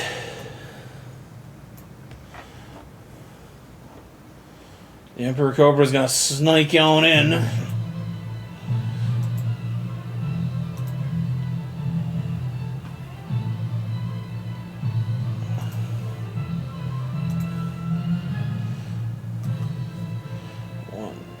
One, 2, 3, 4, 5, 6. Fix this fridge. If we'd have run into these things before we entered the city, it would be kind of more like snakes on a plane. A demi-plane. Yeah? Alright, He looks a little rattled. I can only do it on one. So, you stealthed, didn't you? I'm always sneaky, yeah. I stealth, my 25 was my perception, and 18, no. It was higher than that. Other way Okay. around. 25 was stealth, 18 was perception. So Stogie, you see, and it spits this purple goo in your direction. Give me a Constitution saving throw. No dex. Nope. It's venomous, poisonous spittle. Right, but I think I can dodge it, right? What? Oh, that's a nat 19. Constitution is +7, so that's gonna be a 26. Okay, you take half damage. Spit on that shit.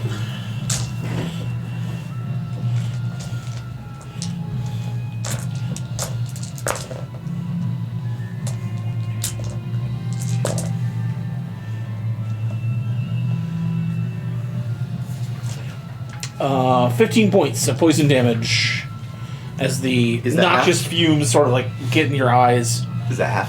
Half. That is halved. Okay, that's what I was asking. Okay, I figured. Sheesh. Alright. Then it is Jesse. Followed by Minor. Followed by Jared.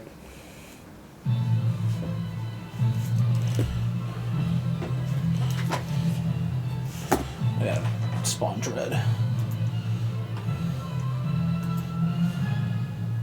Oh, where am I? You're right there. I had to spawn you. Oh, okay. Oops.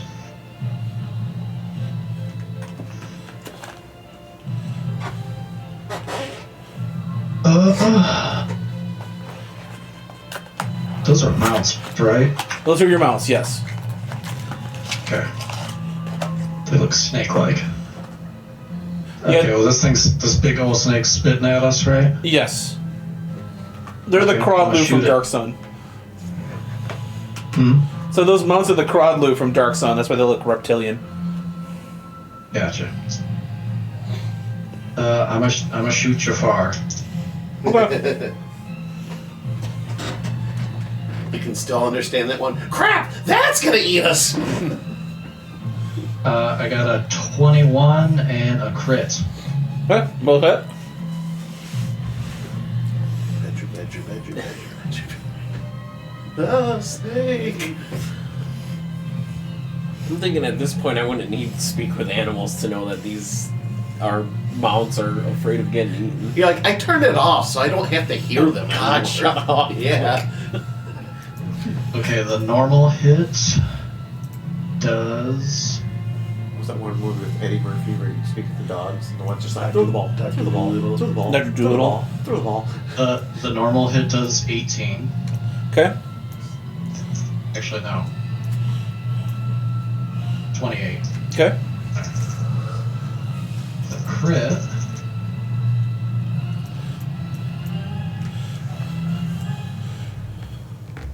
The crit does 36. One of my favorites Okay. is the old Far Side comic where it's like Professor Doofenshmirtz or whatever has invented a helmet that allows him to understand dogs, and he's like walking down the street and every dog in the neighborhood is just hey. Hey. Love it. Alright. 2 hits into the giant snake. Burn into the skin of this large reptilian creature. Sort of rears back. Jared. No, I'm sorry. Minor than Jared. I'm gonna drop my turret down. Dude, don't eat. And turret is going to shoot. Bait it into eating your turret and then shred it up from the inside. I doubt 11 is gonna hit. 11 will not hit, sorry. It's alright. Things off some of its scales.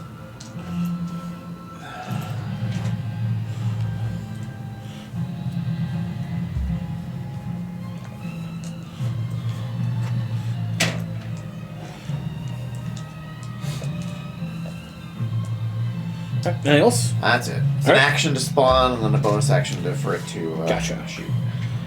Alright. Jared. How high up is this right here, this plant? The ridges are 15 feet high. Okay, perfect. I'm gonna scale that. Bonus action to hide in the bush and then sneak out a shot. Okay.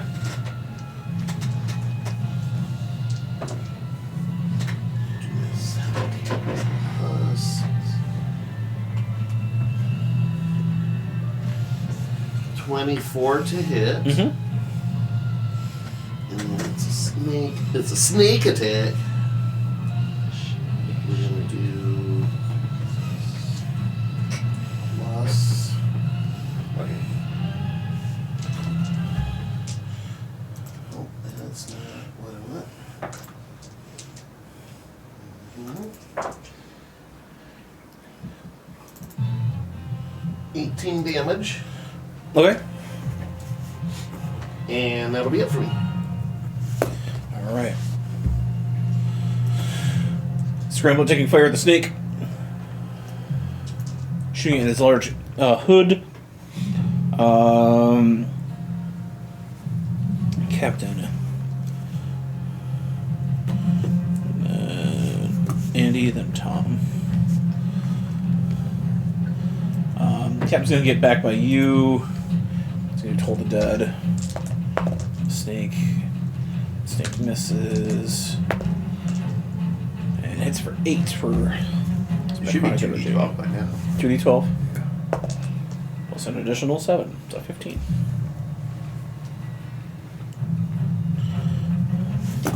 So it starts pumping some necrotic energy into the creature as he kind of rolls back by Dreadnought and Andy. All right. I am going to cast Moonbeam, Okay. just at 2nd level. I'm just gonna put it right on top of the snake there. Ah, sunlight, a reptile's natural enemy. It's moonlight. Because it's moonbeam. Yeah, and where's the moonlight come from? Magic. Obviously, the moon. What do you think? The sun just reflects the light. That's It's just fucking crazy. magic. That's ridiculous. It's only a 5 foot. Oh, Yeah, well. if he occupies any of it where it's occupying as well. What I'm going to do then is I'll make it that big. And I'm going to move it. Yeah, imagine a moonbeam like the size of a large creature. That'd be cool. Boom! Suddenly, moths all over the planet come flying towards us. Big Tom's got his hands full right about now. Family Guy cutaway. Oh, wait, today's going real quiet around here. Yeah. It's like that one time my son's pet attracted all the lunar moths in the universe. Alright. It's Big Tom Peter Griffin now. I hope So what does he have to do? He can save right now, or It's, when he starts his turn. okay? Starts, or then there's something else right when it spawns. I think it's right when it spawns or when he ends his turn there. Could be wrong. When a creature enters the spell area for the first time on a turn or starts its turn there, So it's gonna start his turn. so Okay. yeah, that's right. All right. and then I'm just gonna turn into an Allosaurus. I'm just gonna turn into an Allosaurus. No big deal. Chicken wings and Allosauruses. The Spike story. Is what do they call the Memoir. Yeah.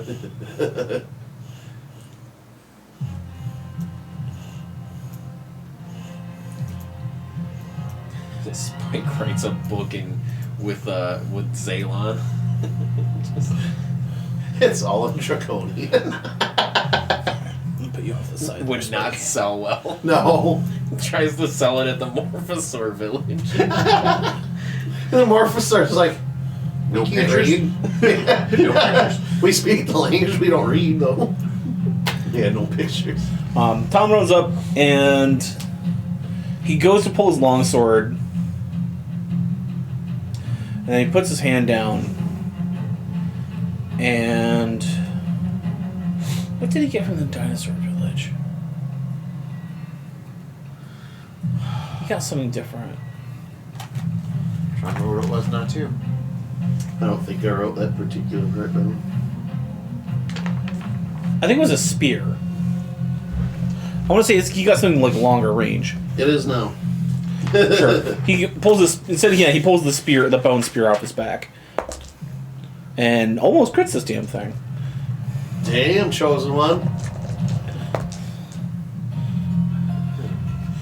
Dealing 11 damage and bloodying the snake.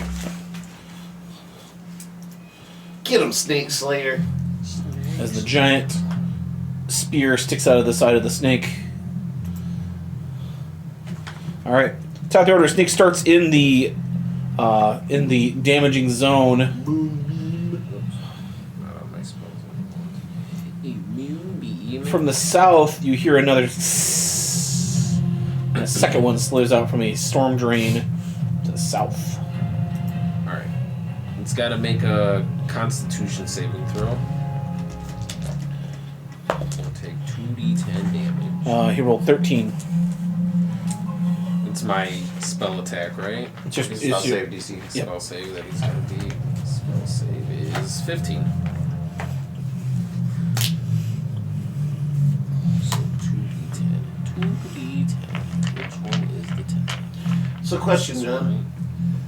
When I stealthed and attacked that one, obviously I revealed my location of that one. Would my stealth carry to this new one? Mm-hmm. Okay. When it appears, I have to roll for it. I rolled a 19 for that stealth roll if you need a frame of reference. That one does see you. The second one does see The you. new one? Okay. Yeah. 15 damage. 15? Okay.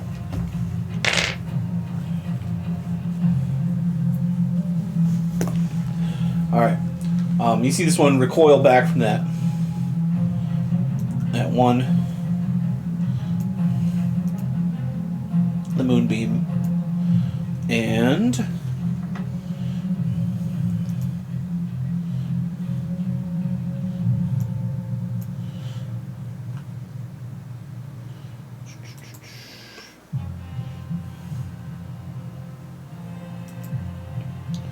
you see orange fire welling up in the mouth of the snake as well. Great.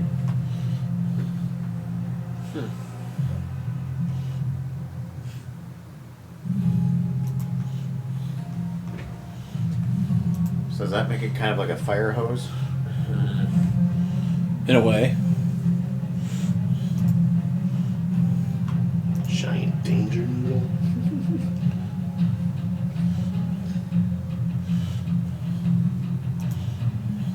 That's a big noodle. El dente. So we turn it into fettuccine.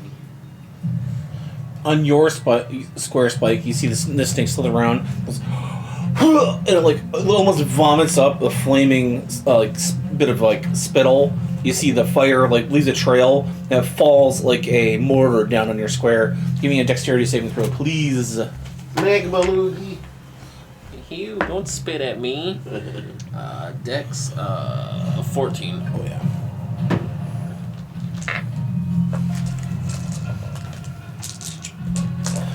It lands next to you, but some of the embers still land on your body.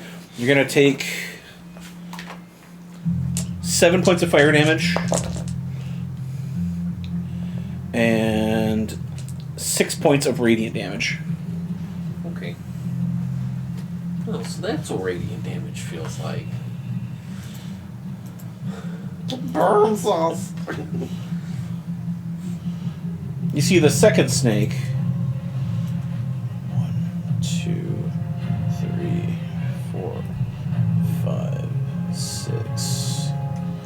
Slither closer to its companion, and you see its rattle start to shake and make this sort of white aura around it. And you see this white aura shoot from the sort of the tail to one of the wounds of the other snake. And it heals it for 3d6 damage.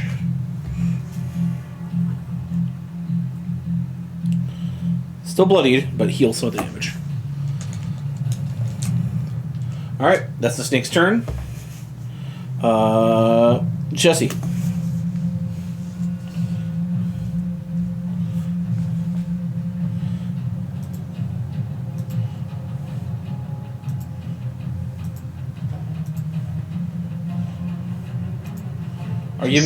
Are you muted, boy?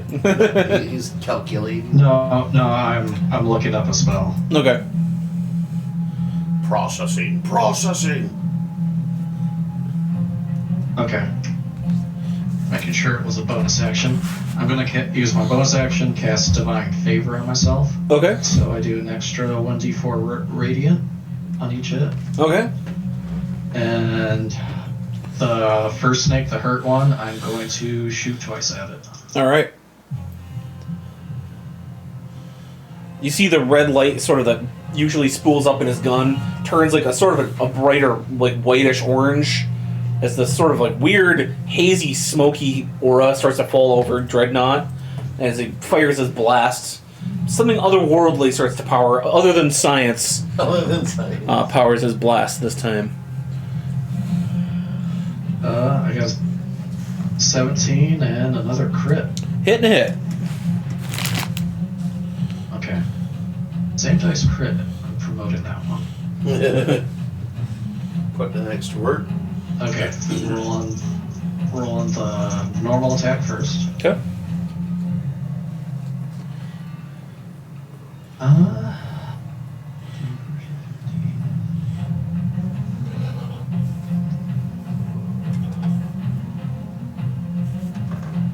35 for that one. Okay. Crit.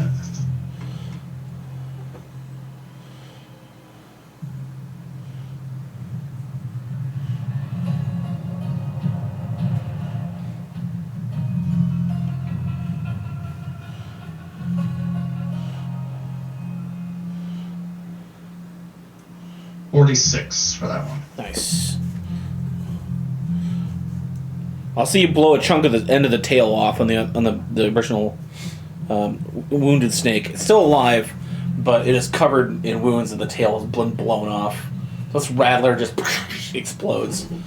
A big gory mess on the sand. Alright. After Jesse, it is Minor. Firebolt. From Zivond. Wow. Yeah. Let's luck that one. Tell you, waste all the crits on the... Yeah. Sweet. I rolled a 2. Let's luck that one. Rolled a 1. Oh, jeez. So, You gotta specify what kind of luck. so the firebolt misses. Dirty 20 for the catapult. That'll hit. Go ahead and roll damage. Sheesh. I need to write that damage down. If it's 2D, what is it again?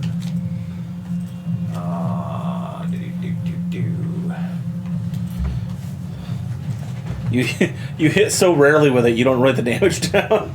Kind of. That's 2D8, so. That's a paddling. That's paddling. 7 force damage. That's enough. Sweet. You fire the catapult, thunk, and you fire like the thump fires the well-oiled steel ball out of the hopper and just whacks it right in the head of the snake and like embeds itself in the skull. And you see it's just sort of like wave and wave and wave and then hit the sand. Dead. And then I will. And the snake spins around and hisses threateningly. I don't have. Actually, I'll just pull mine out. I'll set it. Move it over here, my turret. Okay. Oh, you're just gonna set yours. Okay. Yeah. Crab walks over there in the sand. All right. We then go to Jared.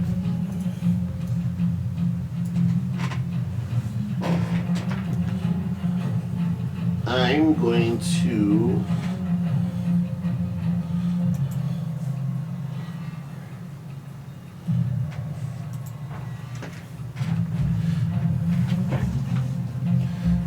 Yeah, let's do it. Having seen it heal its buddy, he's gonna actually pull out, looks like a disgusting bloody body part and huck it at the snake. It's gonna be a chill touch. Okay. Or no, that's the raccoon hand. Anyway, gnarly looking raccoon hand goes and grabs it, the snake. And the spell attack is going to be an 18 to hit. Alright. That hits. Right, so 2d8 necro. That's a 7. That's an 8. So 15 damage. Plus, it can't heal this round. Okay. And then I'm going to use my bonus action to kind of drop back a little bit and hide Okay. Rehide. behind this bush or rock or whatever. Okay. Right, and then it'll be a 22 to hide. Alright. You successfully hide.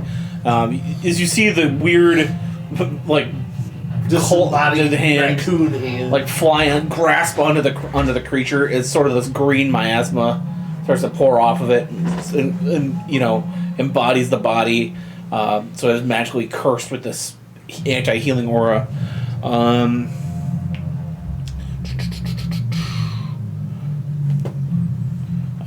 Cap is going to 1,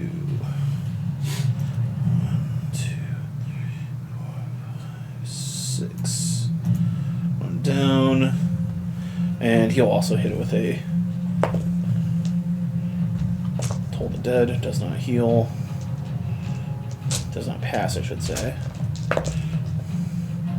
16 points.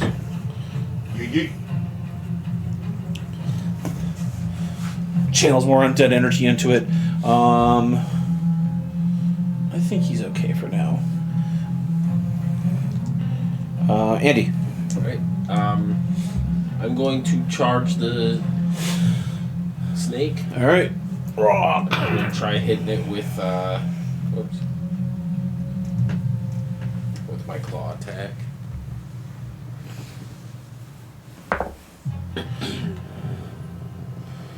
Five plus 6 is 11. 11 is a miss. Yes. Okay. Well.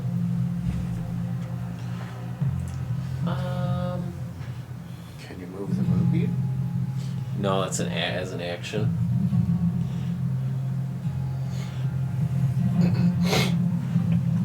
I guess that's all I'll do then. I don't have any bonus action stuff to do.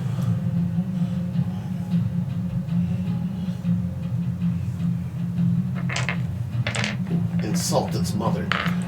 Your mother's a whore. See, Tom runs to get perpendicular, like opposite you to get advantage, so he can get advantage on the swing. Pulls out that sword. It's cocked.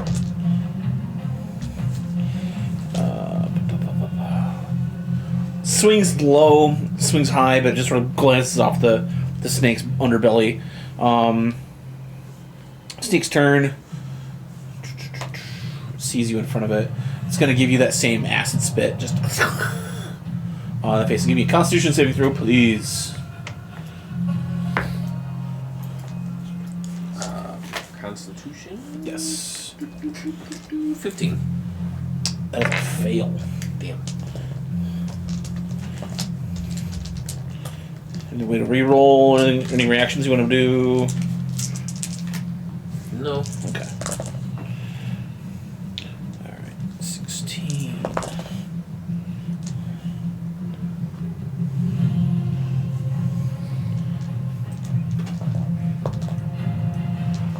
Alright. 36 points of poison damage.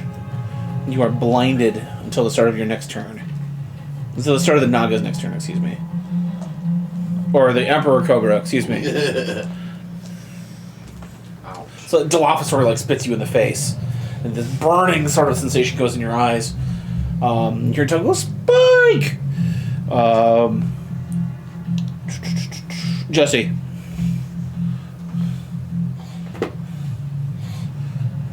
I'm just gonna shoot that guy. Okay.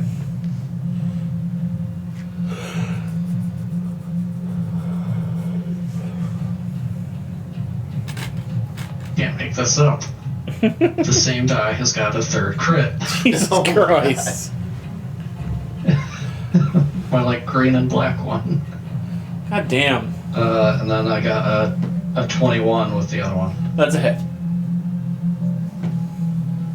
Okay. Now it's almost like, do you want to use it again? Because there's no way it'll get 4 in a row, right? That's gonna roll ones for the rest of the night. Yeah.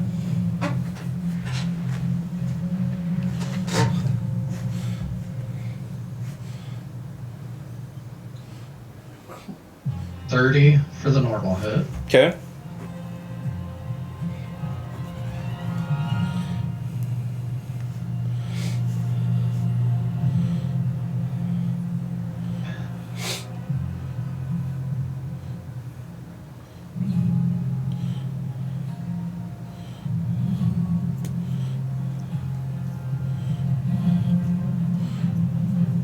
56 for the other hit. How much? 6? D6. 5-6. 56. 56, okay. Alright, it is bloodied. Alright. 2 shots burn their way into the Emperor Cobra.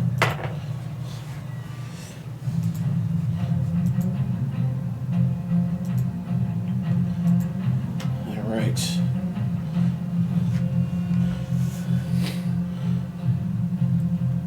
Minor, then Jared. Alright, let's try Firebolt. Different die.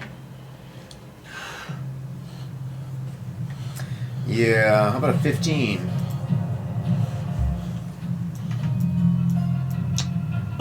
Does not hit. Par for the course. Catapult. Catapult hits with a 22.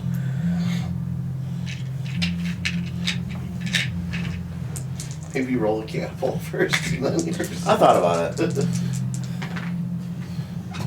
8 force damage. 8. Alright. Technically push back 5 feet, but not that big. Not really much to consider on something this big. So. I mean, still. Push back 5 feet. So yeah, it would have been boop. Alright. Okay. Knock it back a little bit. Jared. Yeah, I guess wave his hand around, and then the spectral raccoon hand starts slapping it in the face. I'm gonna luck that one, because that sucks.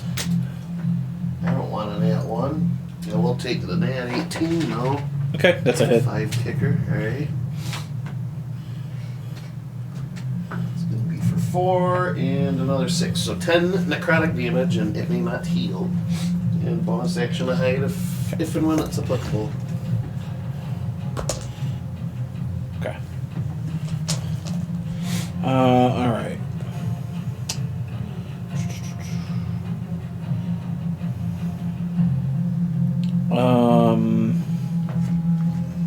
Cap's gonna step in front of you. Actually, no, Cap is not gonna do that. Cap is gonna send his good friend Charles.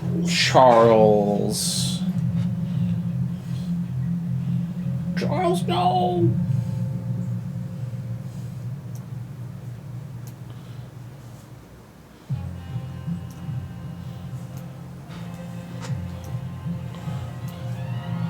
To run in.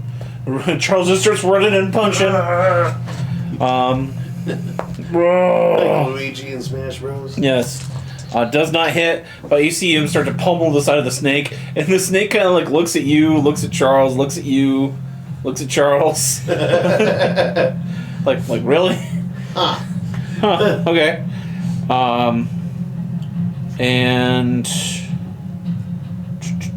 Andy, your turn.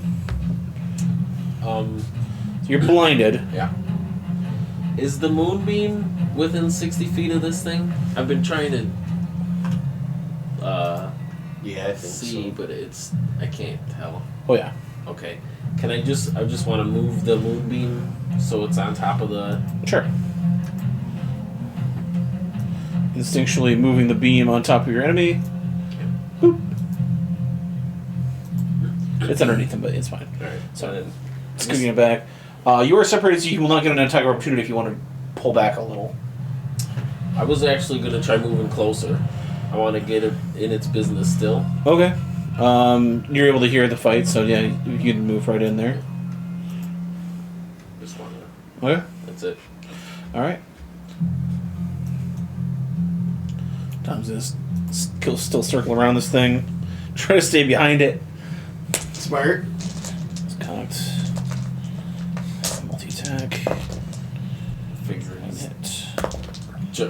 big old dinosaur in his face is going to be paying attention to that instead of Yeah. the little boy stabbing him.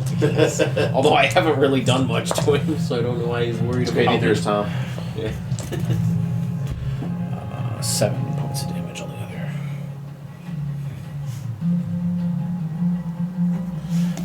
It's hacking into the snake. You see him start to get frustrated. Like, don't hit my It's just like hacking into the scales of this thing. Start of the Cobra's turn, so you're able to clear that spit from your eyes as you see the shaft of light on its body. It does not make the save, natural 5. Alright, 2. Where's my other 2? Where is it? There it is. Alright. 7? So, okay. Yeah, 7. 6, 7. Nope, just 7. Alright. He's going to attack the giant dinosaur in front of him with a multi-attack. This was my plan all along.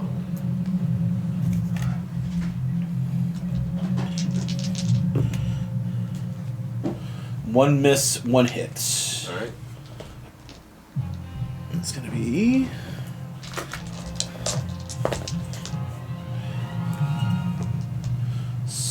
20 points of piercing.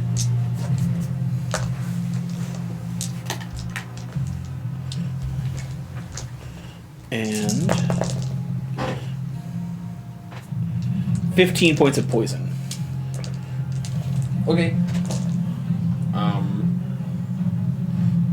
It's been a while since this happened, so I'm gonna be knocked out of wild shape. Okay. So Happens to everybody. Happens to every guy once in a while. It's okay. sorry. All according to Not me. Oh, never, Jesse. He never gets knocked out of wild shape in the middle of a tense situation.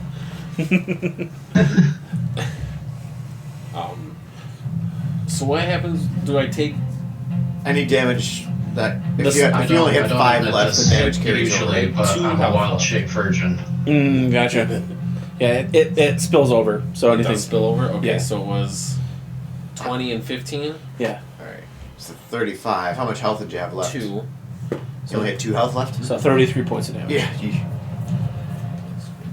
Here's a little druid pro tip, Andy. You can always use bark skin for that.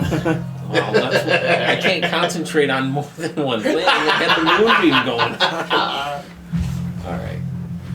So I've been looking up the keywords that they added in for Baldur's Gate 3.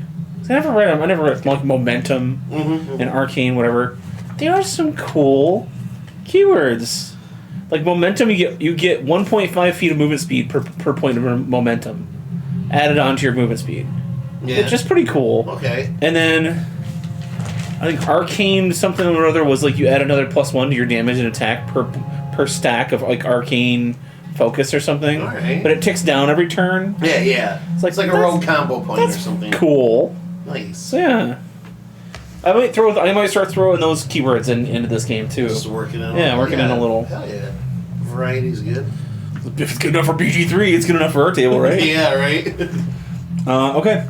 So you see the snake pick up the Allosaurus a little bit as it like spikes, it shrinks back down to his normal size, and he's gets slammed back down into the sand. Jesse, your turn. Power up the base cannon. I'm gonna shoot him twice again. Do it. If you get a 4th crit, I'm calling shenanigans. Both I men. did not. You're gonna do it on screen. But I did get a 17 and a 23. 23 hits, 17 misses. 17 misses, really? Yeah. 18 is the AC. Wow, if only I could roll double digits, I could hit the thing.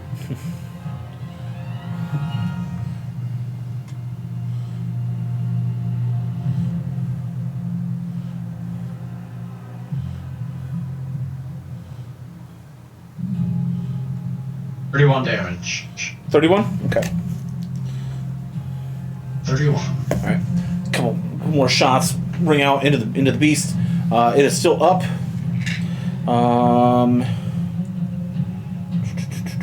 Minor. Turret first this time. Natural 13s with a dirty 20. Hit. That is 15 force damage, almost max. Nice. That is enough to kill the second snake. Ah, nice. Good. Apparently, giant BB gun cannons are the weakness of Emperor Cobras. So I just picture that nice thunk sound every Yeah. time it shoots. Thunk. and then the steel ball just cracking the skull of this thing, and once again just flumps down into the desert sand. Whoa. Bam. Fatality.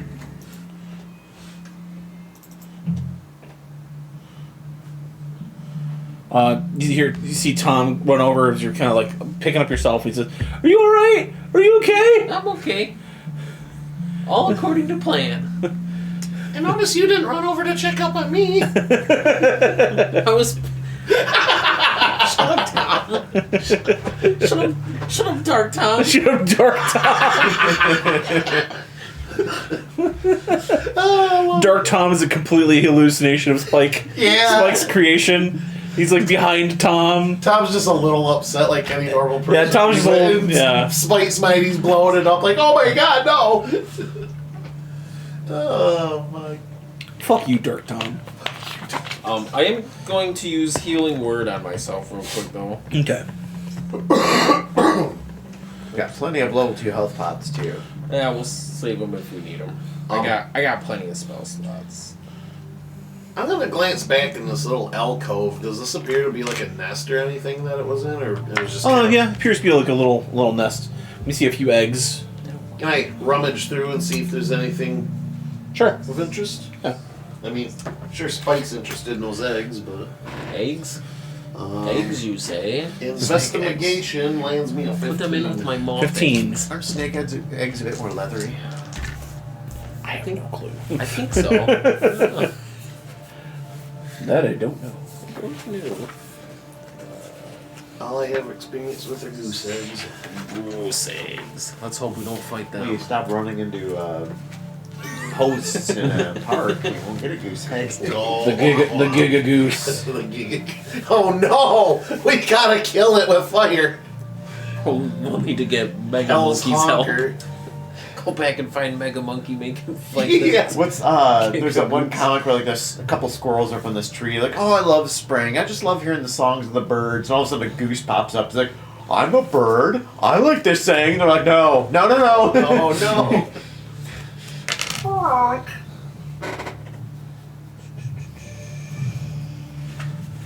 Apparently, Canadians call the geese cobra chickens. Cobra chickens. Apparently there's some older video out there, some, goose got pissed off at a lady, and instead of the lady running away, where the goose came up at her, she just grabbed it by its neck. Dude, they're all bluff. Right, Everybody grabbed it by the thinks neck, they're and the so bird mean like and started to stuff. I'm flip out. She like kind of threw it back, Yeah. and it's like, okay, I'm out. They're mean, but what are they gonna do to you? They're gonna nip at you or flap at you. Whoop-de-doo. Right. You ever Grab see that that? sucker and give it a spin. Now, chickens, on the other hand, Yeah, they have a pointy beak. well, they also got very sharp claws. They do, yes. There's a video out there of some zoo where there's a goose chasing after a gorilla and it's just flapping its wings and the gorilla's running away and it starts beating its chest and it keeps running at him and he takes off. And this goose just chasing down this big ass gorilla. And it's Nature is fucking 80% hilarious. bluff, at least. Yeah. I'm like, man, this gorilla could just. And he's just like, no, it's gonna get me. It's hilarious. You find an old backpack, Okay. but it looks like it's made out of like modern materials, not like leather or like a dark. It's made out of Kevlar. like neoprene and like modern materials. Canvas. Yeah, canvas. Ancient thing. Ancient polyester. Yes, but it has survived, like it being preserved in this non-moist environment. Inside, you find a Twinkie. You zip it open, and you do find a canister of blue liquid. One blue liquid. And a similar spherical thing that's got a bump on one side, and it's got a plus sign and a negative sign on the bottom. Plus sign on the top. Sphere with buttons. No, it's not. Sorry, cylinder. Cylinder. Yep, cylinder. It's about 6 inches long. That's pretty good size. I'll fiddle with it a little bit. There's no buttons. It's just a big cylinder. Oh, the plus minus thing. Yeah, there's just markings on the... Oh, they're just markings. Okay. Yep. Well, It gets bigger and smaller. suddenly the world shrinks a little around me, huh? Yeah, I'll throw both into my pack for now. Okay. The pack and the liquid and the cylinder here. Okay. I'm assuming it's battery. Yeah, you're pretty safely assume it's some kind of battery. Yeah, player me is assuming, not character me. Okay. Well, you come from a technologically advanced, ruined society. You know what a battery is. Fair. Okay. Yeah, I'll pocket those for now. Maybe I'll think of something to do with it later. I'll Okay. have Stogie look at the liquid or something. It says expiration, but it's like a weird, like, outdated dating system that you have no idea. Yeah, we have no basis. What's the blurth of 12? No.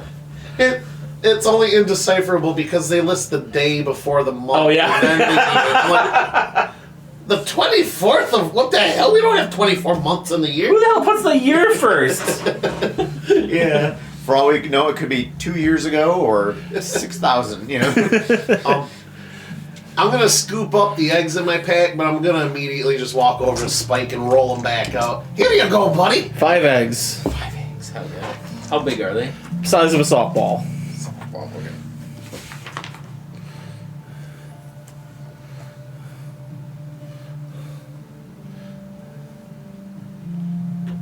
That'll be my post-combat action. Those omelets should just slide right down.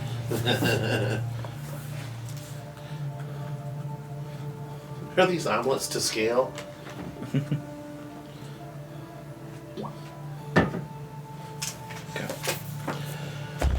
Alright. A bit of excitement in the desert. I'm actually gonna drink one of these hot tea pots. What were the level 2 health pots? Were those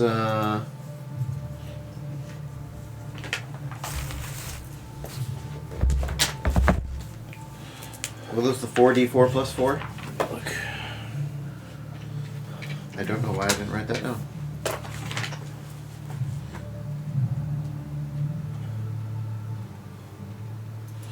First appealing greater is 44 plus 4. Superior is the rare, it's 8d4 plus 8.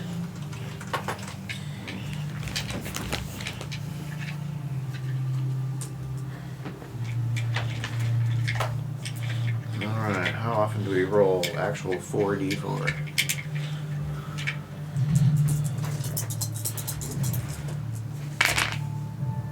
Five, 7, ooh, 10 plus 4 is 14.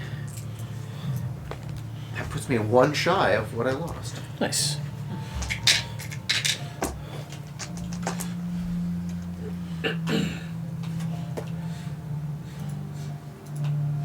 Alright. So you saw that overpass, like in this area, Jared, to the south. Okay.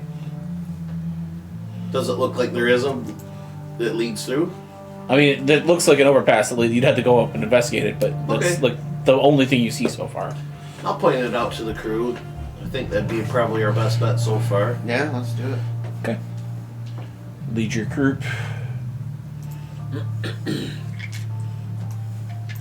Perception. Any sign of Mega Monkey? That would be 15. No sign of Mega Monkey. Is that good or bad? As you reach the tunnel, you see it's a similar tunnel from the one kind of that looks like the underpass in the mega city, but you can see that it only goes about a mile straight through. You can see a little dot of light on the other side. There's no twists or turns.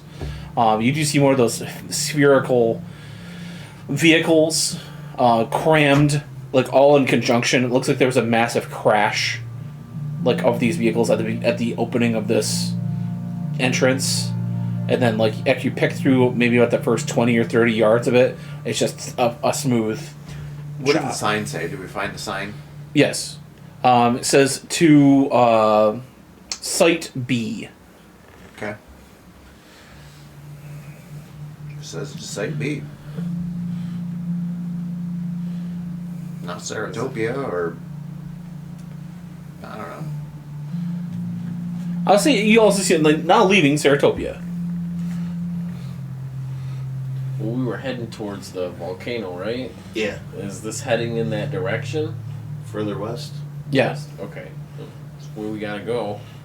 As well. Sounds Yeah. good to me. Yeah. Okay. Everyone keep your wits about you. Unless we wanted to keep exploring the. Keep an eye on the ceiling of this. There should be more of those bats in here. These guys pick your way through the bubble car ruins. You can see the skeletal remains of these large, maybe 7 foot tall humanoid creatures, forearms, wearing these like sort of ringed, like collared, sort of suits with like a toga, kind of like coming down, covering the main part of the chest. Lots of bangles and rings on their wrists and on their elbows. To their hands is 5 fingers, but they have 4 arms. Looks like these are larger humanoids. Human-like faces. One nose, 2 eye slots. 2 in the skulls. But they have like longer, maybe like 4 or 5 inch long necks, kind of like it's tall, like crane over their bodies. But you see like human, like adult sized ones, child sized ones. Whatever happened here, like a long time ago, must have been somewhat fast. Like obviously, some of these vehicles are trying to escape something that happened, and they weren't able to. As you reach further into the tunnel itself, you see 2 what it looks like security vehicles, larger armored metal pieces of ancient technology. They're like the spheres, only they're like large steel rectangle, like almost like tanks, like rusted out, like on these on the 2 lanes of traffic that go. You see laying across like the road, you see uniformed soldiers of this race. They have these long, almost umbrella shaped cylindrical type of 2-handed. Looks like weapons of some kind. They have like a stock, and it's got like an umbrella-like handle that goes like a half circle, and like a large metal spherical cone that tapers off to an end with like a little point on the end of it and a little barrel. And then at the base, you see what appears to be a spot for a sort of a generator, kind of just slide in and slide out. You also see like a handheld one. It looks like it goes on the hand like a glove. And then there's a little handle and a button and a small barrel that protrudes off the top of the wrist. Some sort of handgun, you maybe would imagine. Once again, ancient powered down for whoever knows how long. Resting on the hands of some of these officers as you pass by. Can I try and take one of the guns? Yeah. Yeah, I was thinking about like grabbing one of each, and I can just tinker with it later. See what I. I'll say there's 6 ones you can find that are recoverable. 3 of the pistols, 3 of the rifles. I'll take one of each. I guess this was kind of musing to himself. He's like, this looks familiar. This must be what's depicted on. He pulls out the tablet with like the bottom third showing a city in ruins and destruction. The blue arm people, the 4-arm blue people. Kind of drawing some connections here. Yeah, very similar. The Devastations. definitely the City on fire. the biology of the creatures definitely looks to match up. Yeah. So I wonder if this has something to do with the prophecy of the city here. Yeah, because there was a 4-armed warrior, and then a Vidalkian, 2 arms not tall, another ancient race. I don't know how that fits in quite yet. But anyways, just musing aloud. As you guys walk through the end of this tunnel, you see that the bridge itself would normally be like a suspension bridge that goes down into the valley. It like crumbles away after about 20 feet. There's about an 80-foot drop. But you see like the ruins of the old bridge like at the base of this cliff. As you look, you see out into this vast jungle, maybe about 10 miles away, this giant crater, the smoke just pouring out of this crater. Looks like there's our target, boys. And there was much rejoicing. Yay. This goldfish cracker of a forest.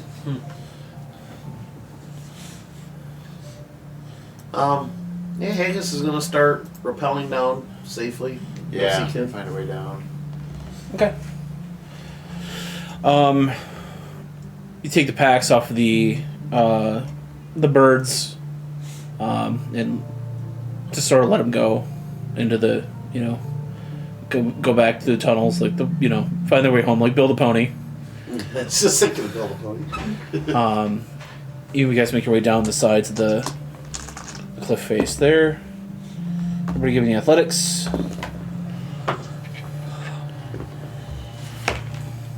Nice. 13. 24. 15. Okay.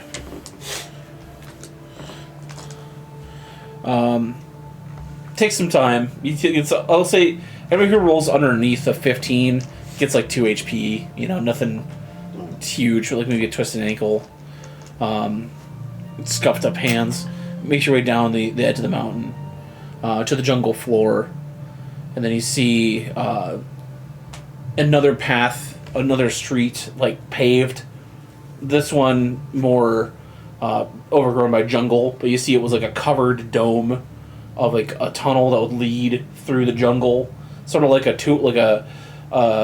display tour type thing, where it's like a covered road, and you can see there's cracks in it, but you can follow it. But there is like a plastisteel like dome over the head of this path that leads to the jungle. Cracked, but not not complete, but obviously something you can follow. Yeah, right.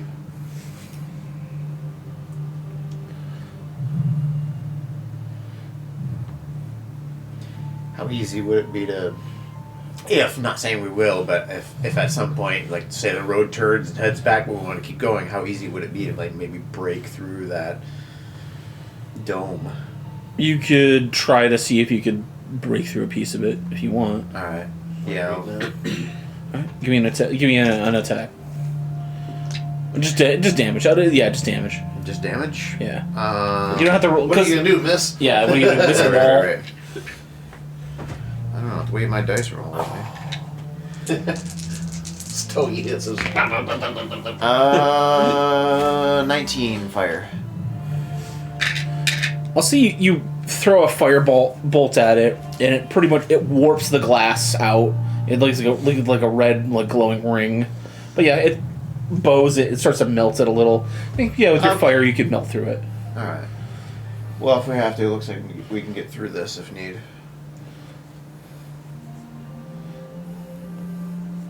Might as well follow it, I guess. Yeah. Sounds good to me. Yeah. Okay. So when we leave, All right. You just follow the road. follow the only road. Just want to sodomize me, boys. All right.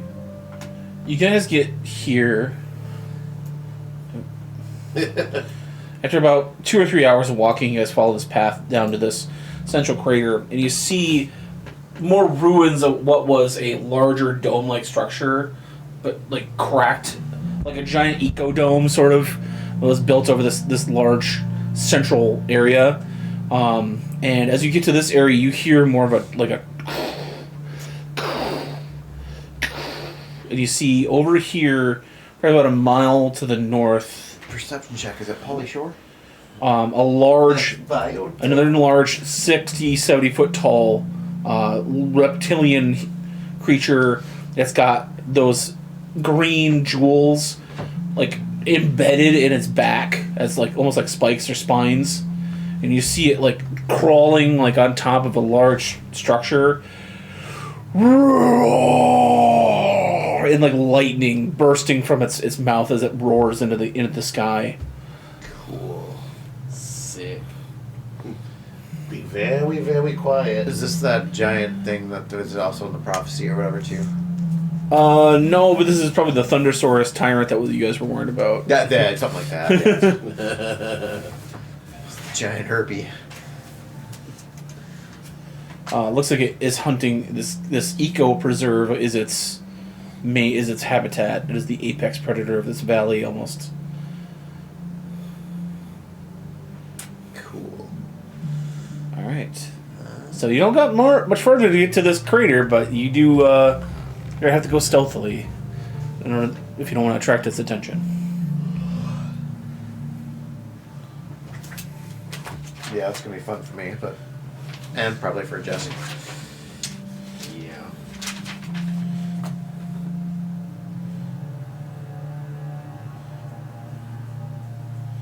But we gotta keep going. We can't Okay. just stand here and All right. oh, we got so close.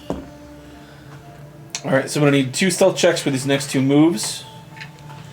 Oh boy. I'm gonna take the average of everybody's together. Yuck. Oh, I'll okay. set the upper at least. Yeah, I'll set the lower. Alright. 28 for my first. 28. You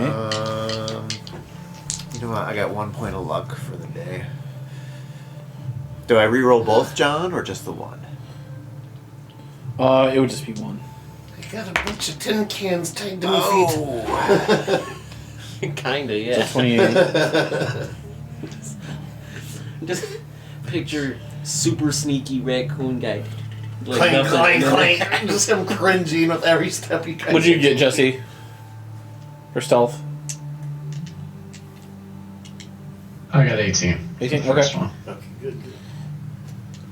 17. 17. Okay. Second one, I got 13. I got a 19. 19.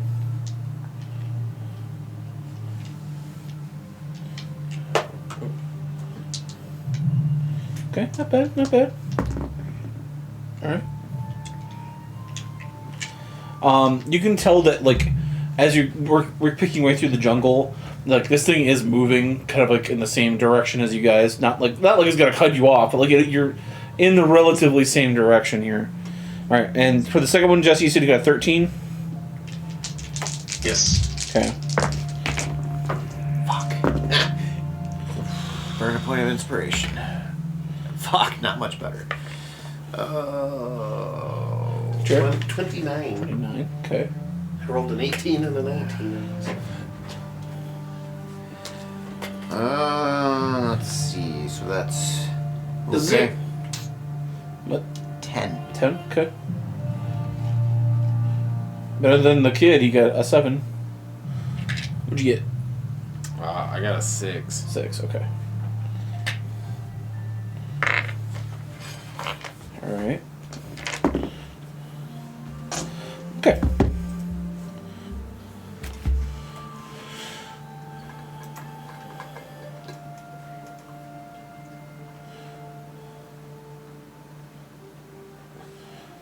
You guys are picking way through this pathway, and you see it's a straight shot to the base of this volcano, or the base of this smoking crater.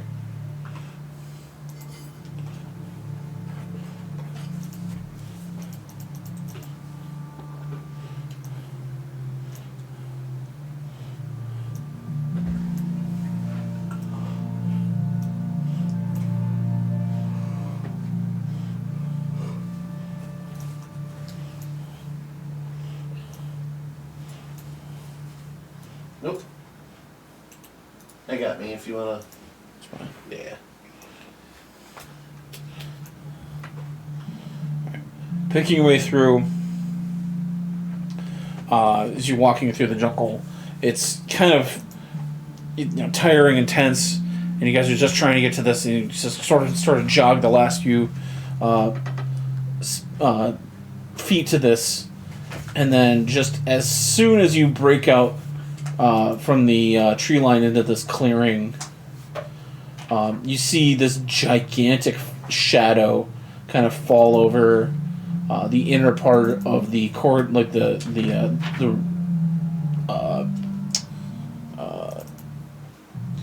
inner part of the jungle here, as it steps through this corridor.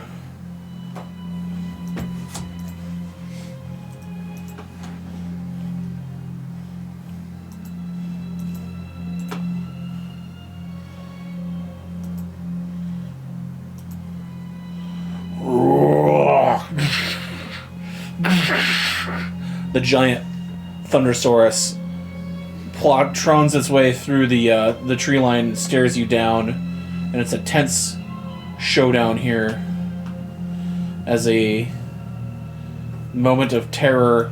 Kind of like the apex predator stares you all down. And suddenly, as soon as it starts to breathe forward in its breath, you hear a ooh, ooh, Spike pulls out some popcorn and takes a seat.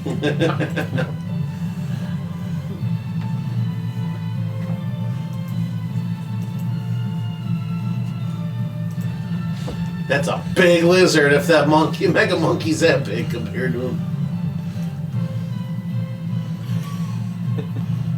There we go. As the Mega Monkey tackles the Thundersaurus tyrant, and the two of them start to wrestle across the jungle floor. I'm going to need you guys to give me dexterity saving throws as you make your way through this giant clash of titans. Well,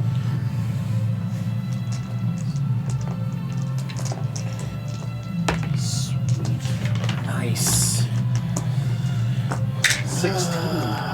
16, okay. And then a 6. 16. 16, okay. well, let's burn the herpes joke inspiration. Much better, glad I did. Dirty 20. 20, Spike. I got an 11. Okay.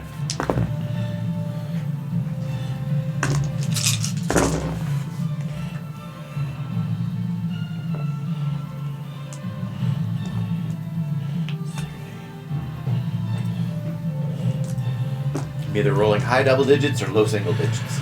Everybody who got above a 15, you take 20 points of damage. Everybody who did not takes 40 points of damage. Ouch. Thank As, you, evasion. Explosions, rocks, bits of hair, bits of bodily The fluid kitchen sink. fly as these crumbling all over. You guys make it halfway through. Give me one more. Spike is down. Spike is down. Tom pours a potion down your throat. Come on, buddy! And he starts dragging you away. This one's a 17. 11 plus 6. Nice. 22. 22. 22 as well. This was another dex, right? Yep. Yep. Yeah. I am drinking another potion as I go. You can chug a potion too, Spike. That was Tom's I don't action. think it's gonna matter. 15 if you made the save, 30 if you did not. 15 to me? 15 if you made the save. Oh, the same save though. Yeah. Okay, yeah, I made it. 30 if you didn't. Thank you, evasion. You said 15 if I made it? Yep. Okay. That'll make my math easy because I rolled 14 on the health potion, so. Alright, what you looking at over there, Spike? Trying to decide if I should drink this potion of superior health. Do you like dying? I was saying. Well, not really. Can't take it with you. Yeah. Well, I'm gonna drink this potion, superior health potion, whatever it's called. Okay. 8d4. You stogie. I'll make you more later. Yeah. Well, I don't have superior ones that I'm making yet, but I still got Later. plenty. That's then years later once you figure it out. Alright. You guys make your way through this giant clash of titans here. Clash As they of continue to wrestle and fight.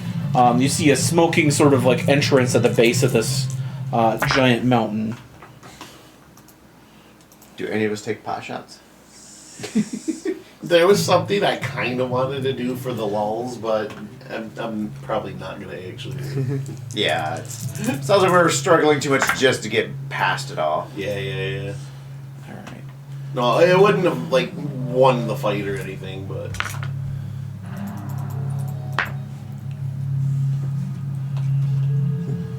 I don't have a cannon like Jesse's. I can't do 40 to 60 damage. Floozy, we need to train. It's like I keep saying, the flesh is weak. God, apparently. She. I think my stuff goes up in a level or two, anyways. My sneak attack.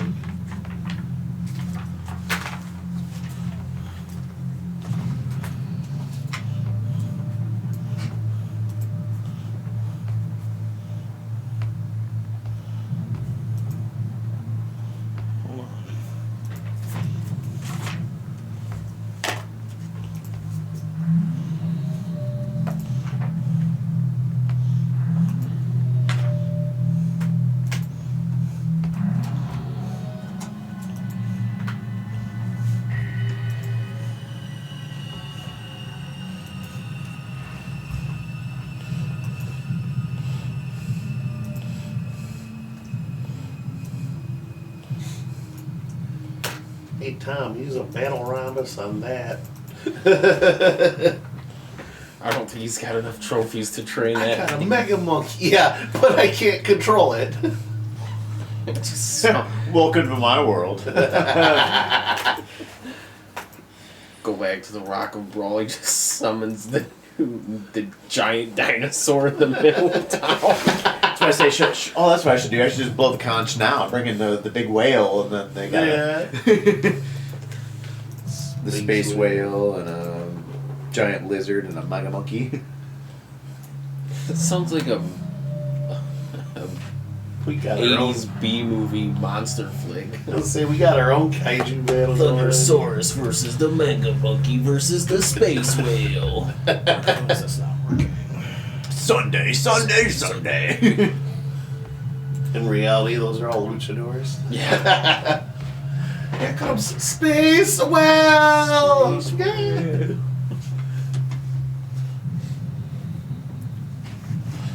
Let me reset it here. Hold on, it's being stupid. No, you're good. I haven't looked in a while, but Roku had a 24/7 channel that was dedicated to luchador wrestling. Luchador wrestling? Yeah. Okay. I don't know. How you doing on health over there, by the way? Not great. I'm at 26, so I'm about half. Like, I'm alive. That's about the best I can give you. Barely, yeah.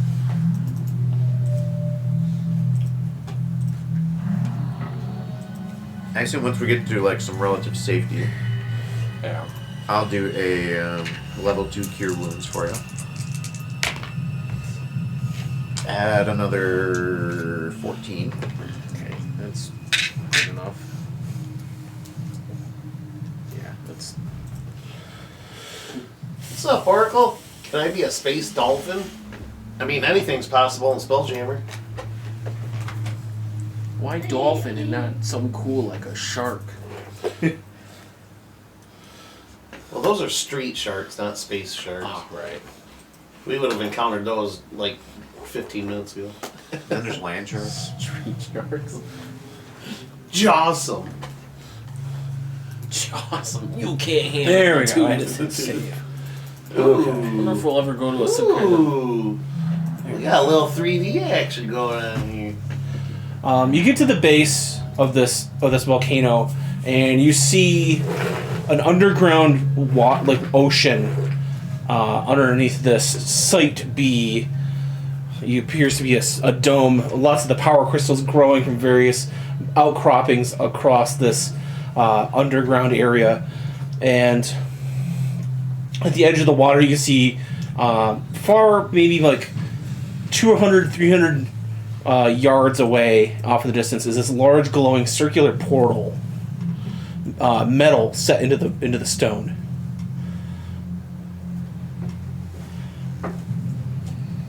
No, it seems safe to assume that we got to get there. Using the spyglass, I got a 19 to kind of investigate and see if I can't make out what it is a little better. You see, it's a spherical type of. It's a sphincter that made of metal that looks like it slides open, and you can see a small control panel off to the bottom to the right, a glowing light, of like a sort of a platform that leads up to the door. And you can see that in whatever state it is, you see some red lights kind of like around it, almost as if it is locked down or powered down. Okay. Idle of some form or another. What's in between? I'm assuming we're coming in from the bottom here of this particular. Yes, you see the top is, you see like, there, I can't do a shaft of light easily, but there's a shaft of light from the base where you see the smoke still pouring in from like vents you can see like around the outside, like kind of set into this large hollow crater. So it's not a volcano as much as it's something is making the smoke. Okay. And is That's an billowing exhaust out fume, yeah. into the atmosphere. It's an old nuclear power plant. What's between us and the island? Like, is it just It's a pure vast, darkness? dark, looks like ocean of water. Ocean of water. Okay. 300 yards.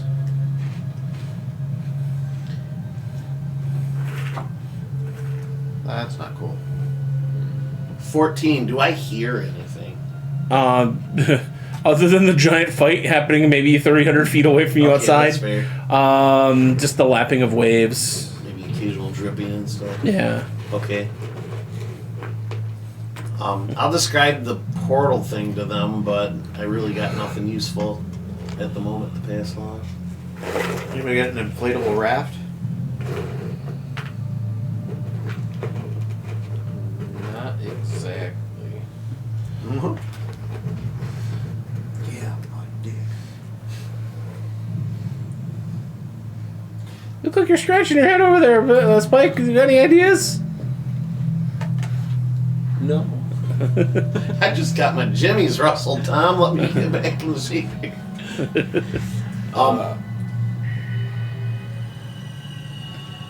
Fuck it. Haggis is gonna use his alchemy jug to make oil. Okay. Dip an arrow in it, light it, and fire it up at the ceiling. Okay. It illuminates the ceiling. Okay, so nothing, bats or nothing scary up there. Okay. No. Just want to be sure before we. How big of an animal would I need to turn into in order to swim across this water with everybody? I mean, you could. They just have to hang on, essentially. You could pull a small bit of wood that people could just hold on to or something. Man, if only Queese Boring Man was here. Jared, you don't still have your collapsible boat, do you? The Star Trek? No, I thought you had a collapsible boat that you won.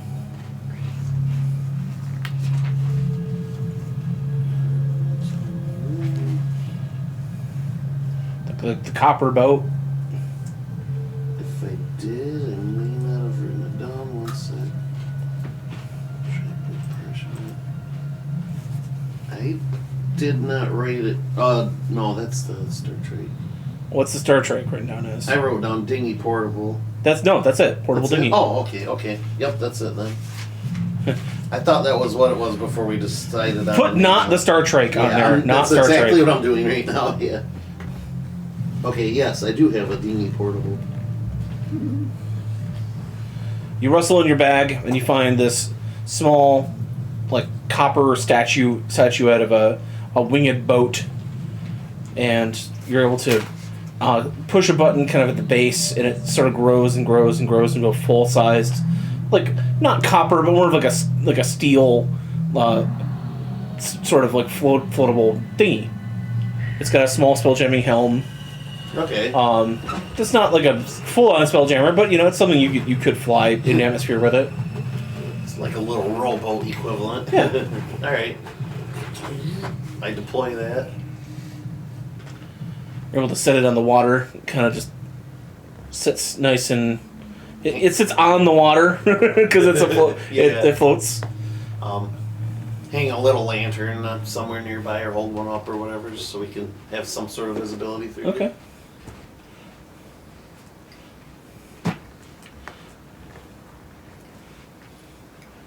Maybe everybody on high alert. So I guess we get in All right.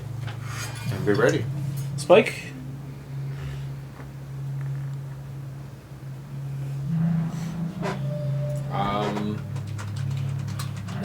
Do we need to pull the boat, or does it go by itself? He can spell jam it forward. Does it? Okay.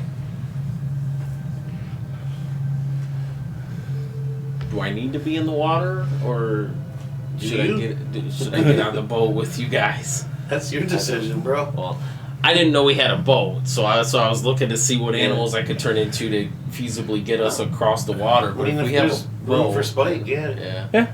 All right, I'll just get on the. All right. Captain Captain. gotta swim though. No. Captain gets in and sits kind of at the front, and you guys all pile in. It's kind of a tight fit, but you're able to get in, and just slowly. Yeah, we're not going through space. We got. As you drift through, as you pass through Picture these the Jetsons these noise. caves, Yeah. you can look down, and you see that there's like ancient, giant steel gears set like hundreds of feet into the water, almost like there's a floor to this place that has been like set down like centuries ago. That this biopreserved dome is able to sink into the ground and has never resurfaced to the surface. It has been into this cavern for what probably is millennia. So if any of those, what's the phobia of giant things underwater? Oh, I have. I know it's a specific thing. Phasmophobia. Yeah, or something like phasmophobia. that. Yeah, phasmophobia. Trigger warning. I was gonna say, fuck that. But yeah, you see these all giant, sorts of lotus pods everywhere. yeah, like mega structures. You see like built like office buildings and like various things underwater. But yeah, just long drowned. As you make your way to the opposite end of the shore, the glowing blue bank. No big daddies. No, this glowing blue bank sort of like is hovers a little bit above the water, so you're able to pull the spell dinghy This building. the spell dinghy next to the dock and just sort of hop off and shrink it back down to pocket size. Okay. Yeah, I'll do pocketed. All right. So you guys are faced with What the Kerjigger is this? never mind the torch. That's like a lighting thing. Oh yeah. So yeah, massive door, 60 feet tall, and you see a control panel down to the bottom right. Any words, labels? It's got a darkened screen, a few labels. It says like open aperture, close aperture, emergency open, emergency close, power level, but none of the screens are like lit.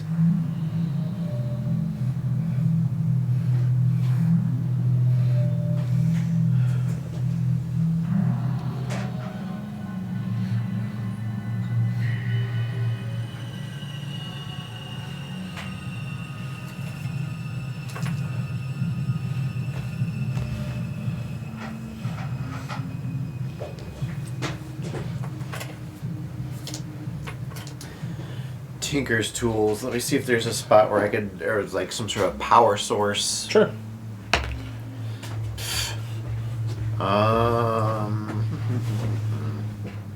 13. 13. You're able to pop open the base of the control panel, and you can see that there's a bunch of like futuristic crystal-based, like energy crystals, like slid in. They are like all the red crystals, and you see like in a network. They see what appears to be like an ancient sort of a circuit board, but with like mithril inscribed circuitry on like a glass like slide or like a glass pane that like makes different connections. Give me a intelligence Arcana test.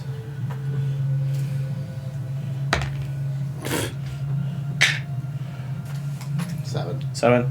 7. With a 7, you're able to tell that there is some sort of energy loss going on here, but you're not able to figure out like how you would go about recharging it. Can I peek over his shoulder? Yeah. Arcane. 6 and a 12 is an 18. 18. It's like roll better than fucking nat 3. You realize that strange cylindrical That's what I was saying. the The plus minus. plus minus thing might be able to help you out in this situation. That's what I was thinking. I'm like, can I find out anywhere that this would fit? You realize that the plus and negative have to make some sort of circuit, and you can see that like in the sort of the two crystals like red slots, they are aligned in a certain plus and negative way. You think if you maybe had some cable or like some bit of like metal wiring, you could like jury rig like a power source for this thing. Hey, Metal Man, you have any spare parts?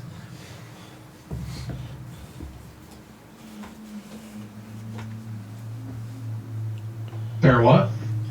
I need some wiring to make a connection for this little cylindrical battery. Do you have any spare wiring on you? No, that seems more like a question for your artificer. Same question, different person.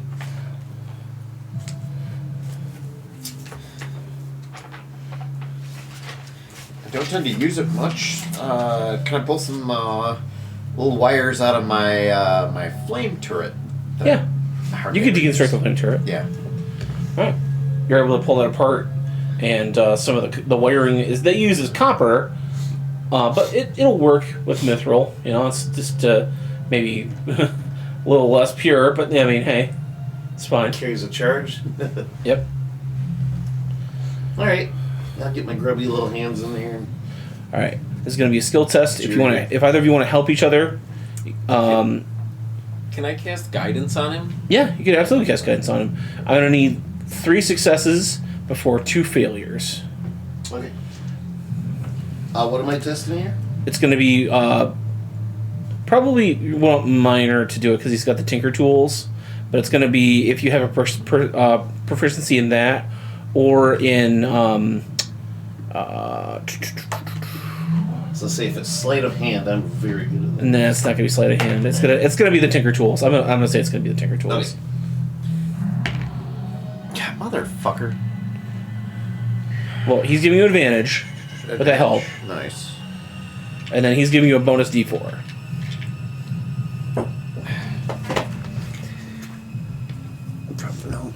You just picture some mechanic looking at something, and there's just a raccoon and a dinosaur also. Hold the flashlight steady, damn it. 17. Okay.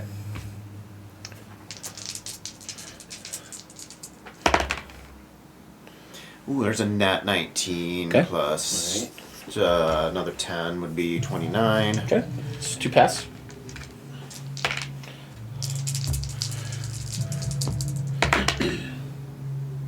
Uh, 19. Yep. Okay, you're good. Nice. You're able to connect this sort of homemade battery power source to the screen, and it. And On the last one, I rolled a nat 1 and an 11, and it's just kind of like a nope. Nope. Nope.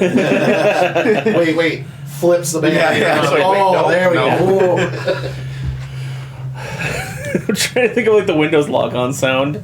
I could probably get it on YouTube. Like an XP, yeah. But yeah, it comes up with a little login chime, and you see like a little ancient, like looks like Matrix script fall down from the beginning, as it comes up with a home screen, and then it boots into whatever software it would use the door. Yeah, booting. Yeah. Yeah, it like echoes through the cave. You hear the wrestling outside stop for just a brief second and then pick back up. Yeah, pick back up. How's that? I don't know. Okay. Boom! Yeah, power at 78%. With your lenses, you're able to see open, close, emergency close, emergency open. Opening sequence takes, like maybe 5 minutes. Emergency opens immediately, but may depressurize cavern. Let's just go with the regular open, I guess. Okay.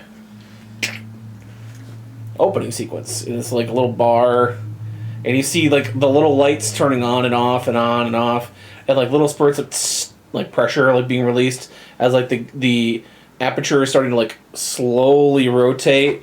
So it's just not like it's like this. You feel like this chamber is like been preserved with like its own air supply and its own everything, like its own little tiny little ecosystem for however knows how long this thing has been closed. Long term when they built it. Yeah. After about 5 minutes of waiting, and this little shaft of light opens up as you guys are waiting down here.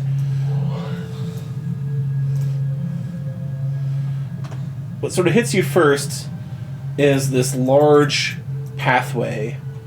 You guys walk in through this circular dome, and you see like buried underneath the earth itself. You see all sorts of these power crystals, like giant power crystals, growing throughout this cavern on the walls and the ceiling going up to the top. You see what appears to be more of the ancient sort of architecture you found in the ruins of the Ring City, but preserved, modern, clean, as it is integrated with this technology that you can see is probably centuries beyond whatever Cretonia has, or millennia even, descended into from its dark ages. As you can see also, the source of the smoke is these two large power, looks like generators on either side of the stone building, a blending of technology and ancient architecture coming together to make this large complex at the end of this like row of gardened, like you see like foodstuffs growing on either side. Is it smoke or steam? Just you. I can't tell. Yeah, not a sniff. It looks like smoke. Okay. It looks like That's yeah. Not a huge deal. Just It's not noxious. It doesn't smell like anything in here. Because I mean, if it was, out, it's going out anyway. Yeah. You can tell it's being filtered and vented out. That's why it's like the smoke, the eternally smoking volcano with no lava. But yeah, you guys start here, kind of off into this area. Maybe about 400 feet out is this like walkway across this like man-made lake. Like those gardens and stuff look tended to? They do. You see like little floating spheroid, robotic creatures with like long tendril hands, like digging and picking. If you look close enough, they look almost like the Mechaton soldiers, but like I was looking at pit droids. they look very similar to like some of their technology. Okay. Thematic. Oohing and awing over this map. This is cool. Thank you. No, just my player, as a player, I'm like, is it smoke? Are they burning something for energy? Or is it like nuclear where you got something really hot and you're just pouring steam on it, or pouring water on it to make steam to turn turbines? Make the energy, But yeah, you're standing here. There's no klaxons, no alarms, no nothing. Is this whatever building it is? It continues to be churning away. Does the door shut behind us? No, it stays open. But you see there's another control panel on this other side. It also says emergency close, emergency open. Closing sealing sequence will take 30 megatons or whatever.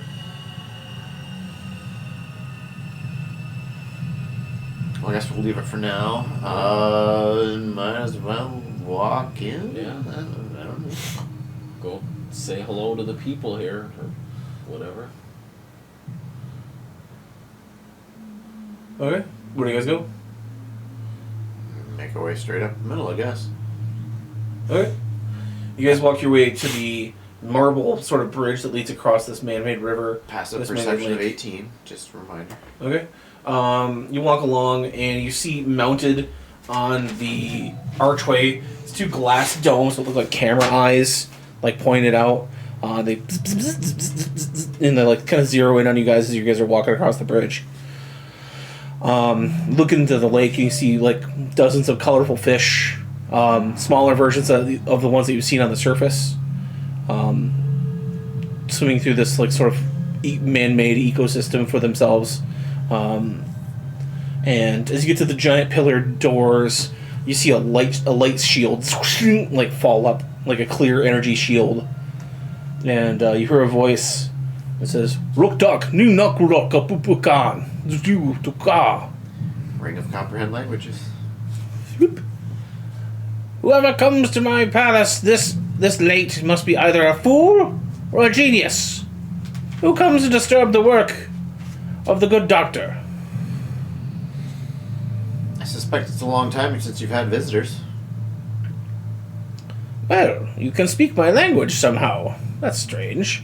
Tens of thousands of years, and I haven't found another person that speaks Videlkian.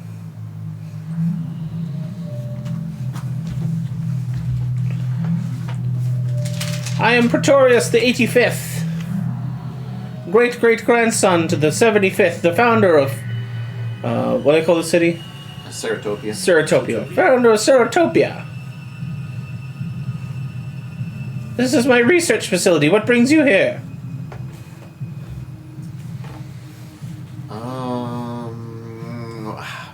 What? Player asking, what in the prophecy can I reword to be like, oh, here's the prophecy, you know, and I want to be like that, but like, we're here basically for a crystal though, right? I mean, something's going on in here.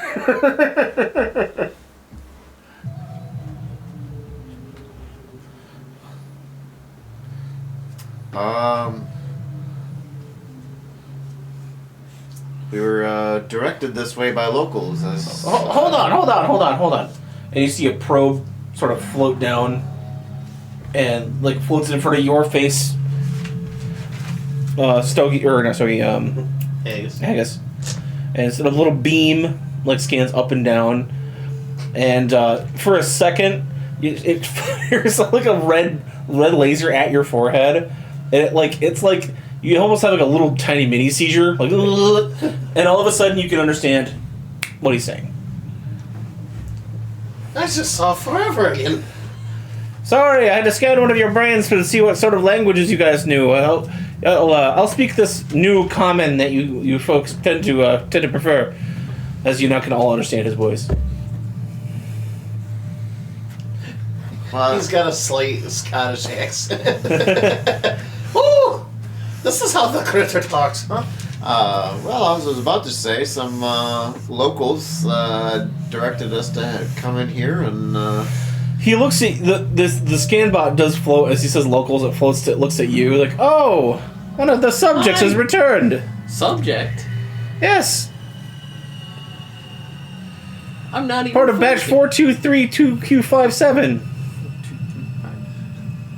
Hey, this is like, I thought I heard you say Videlkian.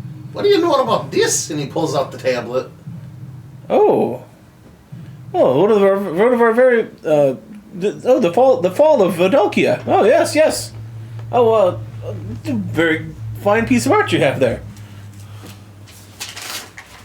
I found it out in the graveyard. The sailor's grave. Sailor's grave, yeah. Yeah, I found it with a family relative on a race through the stars. My folk did have a falling out with some of our older creations, and not surprised. Maybe they came across us in a place across the stars. This is all very amazing, but we've been trying to figure out the riddle behind this, with this warrior receiving a rod of sorts being handed to you from a... I'll make sure I'm reading this here. Yeah, tall-formed humanoid, rod handheld object. An older sage is handing it to a young warrior. Yes, it is the passing of the Star Saber to the hero. Oh, Star Saber. Yeah, why don't you guys come in? You guys seem like we have some talking we need to do.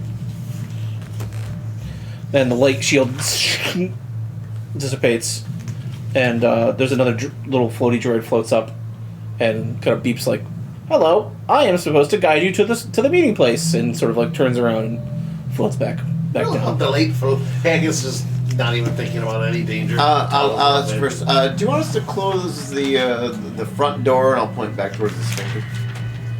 You guys are the first people here in about 7,000 years. I don't see anybody else coming in. Well, you mentioned Star Saber. There might be others looking for such things. There's also a giant dinosaur fighting a giant monkey. I saw that. Yeah, maybe close the door. Alright, I'll run back over and close the door. Did you record it? Can I watch it? I mean, sure, if you want. Yes. Alright.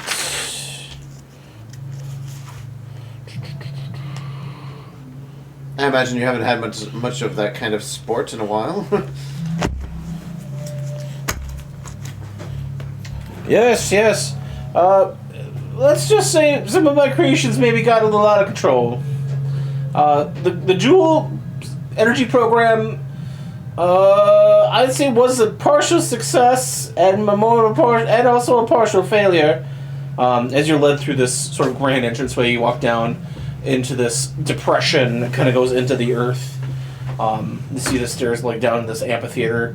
Or you probably would think that maybe like, hundreds of other beings would be sat to like see whatever's on the stage. And then out through the main doors of this facility walks 7 foot tall, blue skinned, 4-armed. He's got like a white and blue like long coat hanging like over his shoulders. He's got a ring around his neck with like some sort of technological. It's beeping with different like colored lights. He's also has a staff with like covered in buttons by like where his hand is resting, and it looks like an antenna kind of built into the end of it. As he sort of walks forward, he's got like glasses on his face with like many different like lenses that can like pop out and zoom in. This is welcome. Yes, I am Praetorian the 85th chief researcher here of Site B. What was the inscription on the statue I was just feet? It was Praetorius the 75th. Oh, okay. You said that was your what was left of the statue of Praetorius the 75th. Yes, my ancestor founded the city above, on this island before we fell into ruin, before the Mechatons rose up in rebellion. Are those the things that were attacked at Rock of Brawl? Yes. Okay.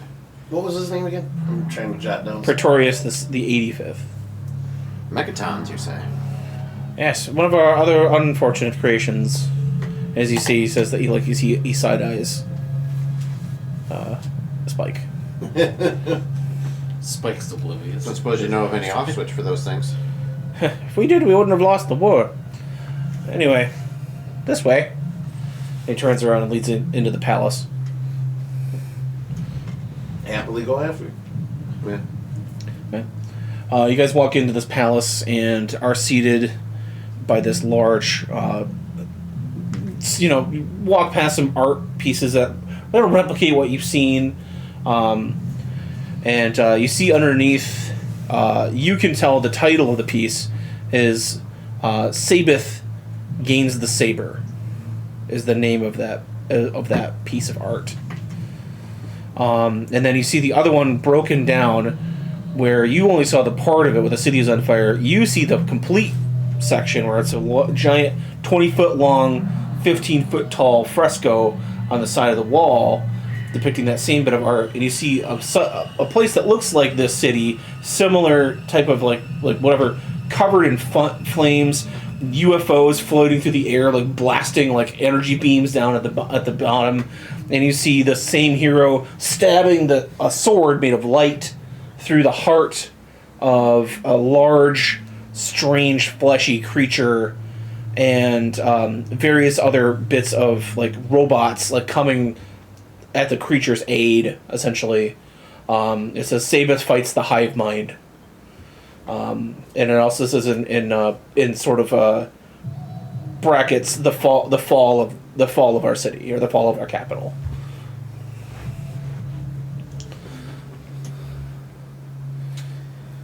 It's for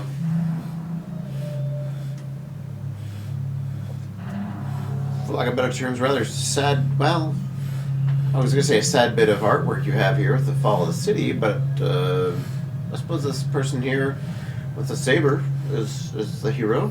Yes, Sabeth. He was trusted with the Star Saber, the key to the Vidalcan's vast vault of technology, the Purgatorium. Purgatorium. Yes. What is that? Well, it's a pocket we created in astral space somewhere deep, deep in the astral sea to contain some of our more interesting creations. Creations that Mechatons might want to try and get to. Are the Mechatons still out there? We fought some. Oh, good. Oh, yeah. Oh, good. Well, my people have been well, I don't even know if there's any of my people left. If they would be, they'd be in hiding. The Mechatons see us as the ultimate scourge on the galaxy. We were the ones that created them, and they feel like they are the ones most responsible for our downfall. The Vidalcans are artists of flesh, bone, and technology. We make the universe a more vast and wondrous place. Some would say our technology is dangerous or irresponsible, but we were always ones to tend after our own mistakes. Until he kind of gestures to the army of androids, until the Mechaton rose, felt that they were enslaved by an evil force of mad scientists, decided to destroy us and cast us across the galaxy. But hey, I don't want to hear that. You want to probably have some tea. And he sits down at a long table, and you see little floaty bots bringing cups, and little spout pops out some purple, hot, steaming liquid. And some cups. What about something called the Purple Dragon Empire? The purple waka hookah? Well, all right, I'll assume that's something you don't know about. I tell you, young man, I've spent the last 7,000 years in this stasis bunker. Every few hundred years, I take a nice long cryo sleep. Caught you at the right time, then, huh? Well, you got me when I'm trying to get some notes done.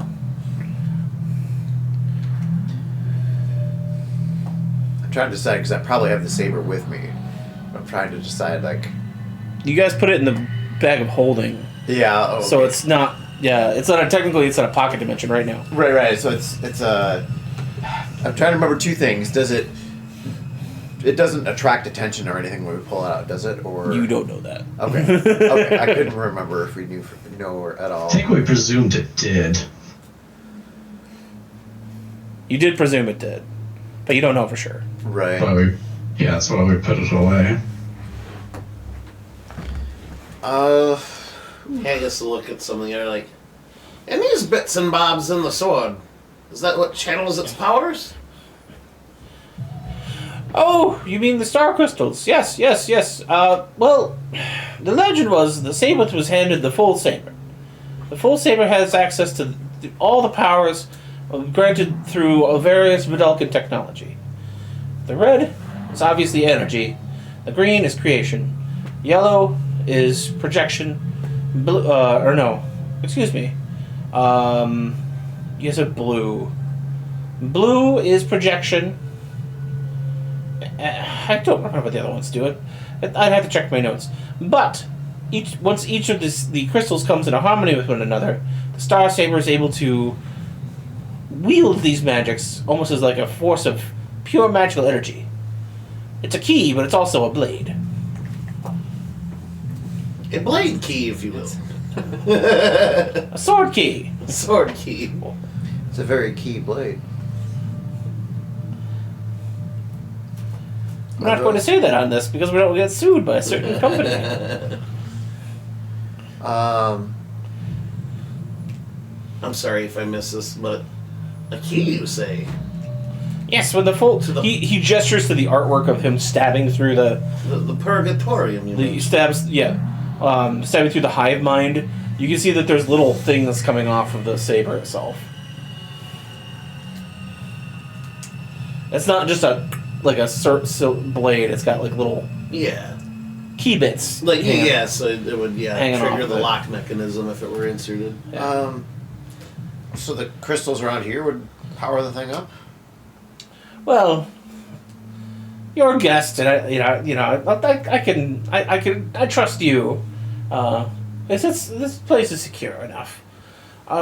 After we had a bit of a falling out with the Purgatorium and the hive mind, the blade was sent off into the galaxy to be hidden from both the Vekaton and from anybody else who would be wanting to open the Purgatorium.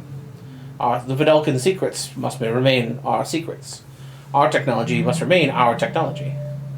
But I have been lucky enough to been bequeathed one of the crystals, and he gestures. He pulls up his little remote staff, boop, boop, boop, boop, and you see housed in a circular sphere with some lightning bolts kind of coming off, like those old 90s like spheres with like the little thing in the middle, like energy, little plasma balls. Yeah, little plasma balls.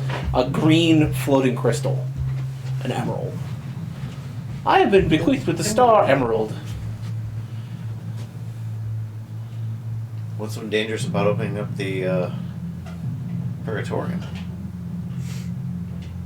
Well, I mean, we might have put some things in there that needed to be put away. I know a guy.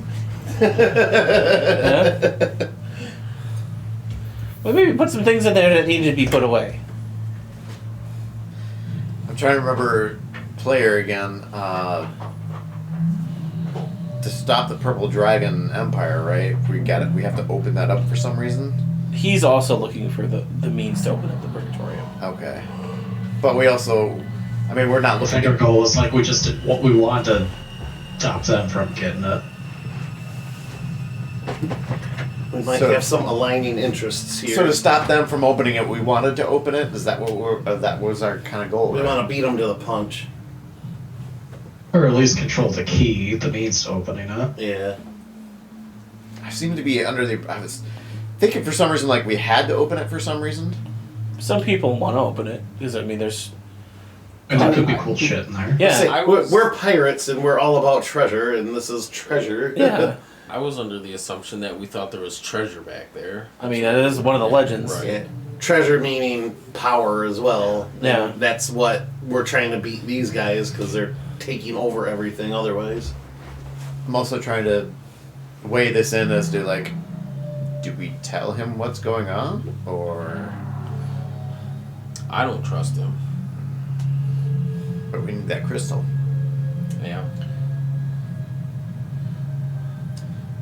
How likely are the Mechatons to find this place?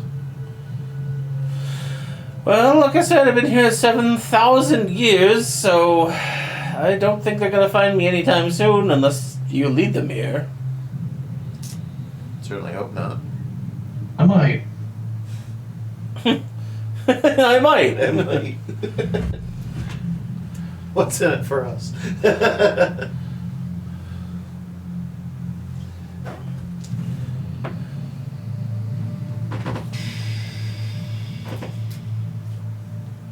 How many of the crystals do we need? Do we know?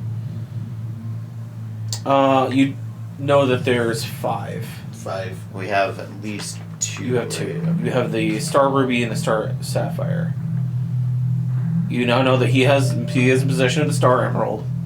There's the Star Diamond. I believe the Star Pearl.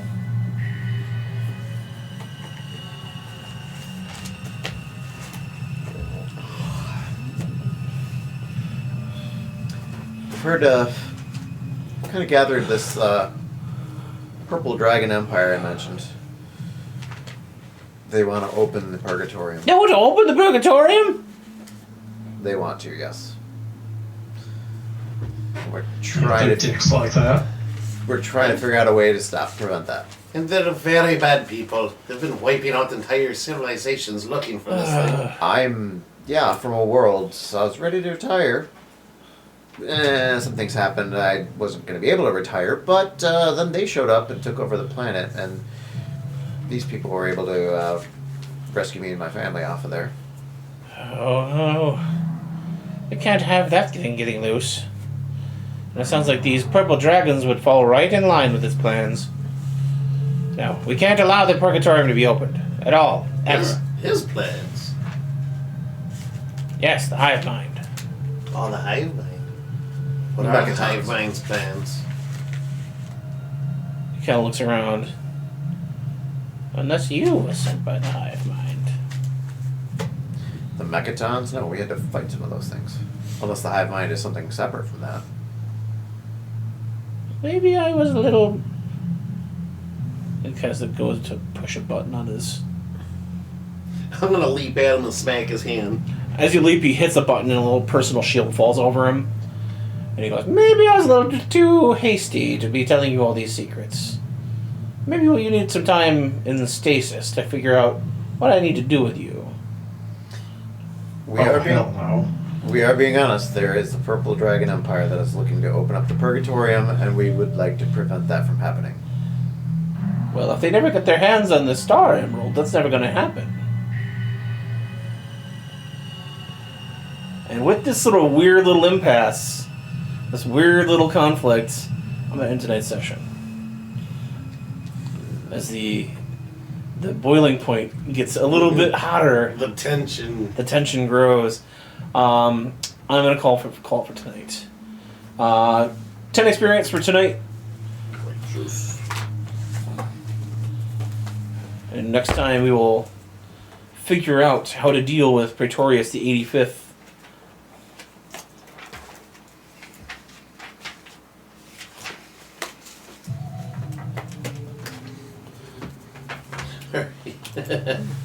Consider our next move. Yes. Eat him. Turn into a dinosaur and eat him. Spike, that's your solution for everything. Usually works. I was gonna say, no, it hasn't failed me yet. I doubt it's like chicken. Anything to try.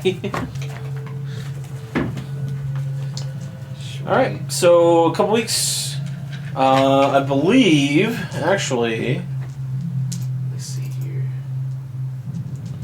is 7. my Seven. birthday. It is. So,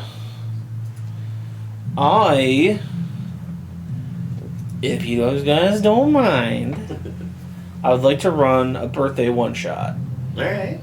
If you guys don't mind.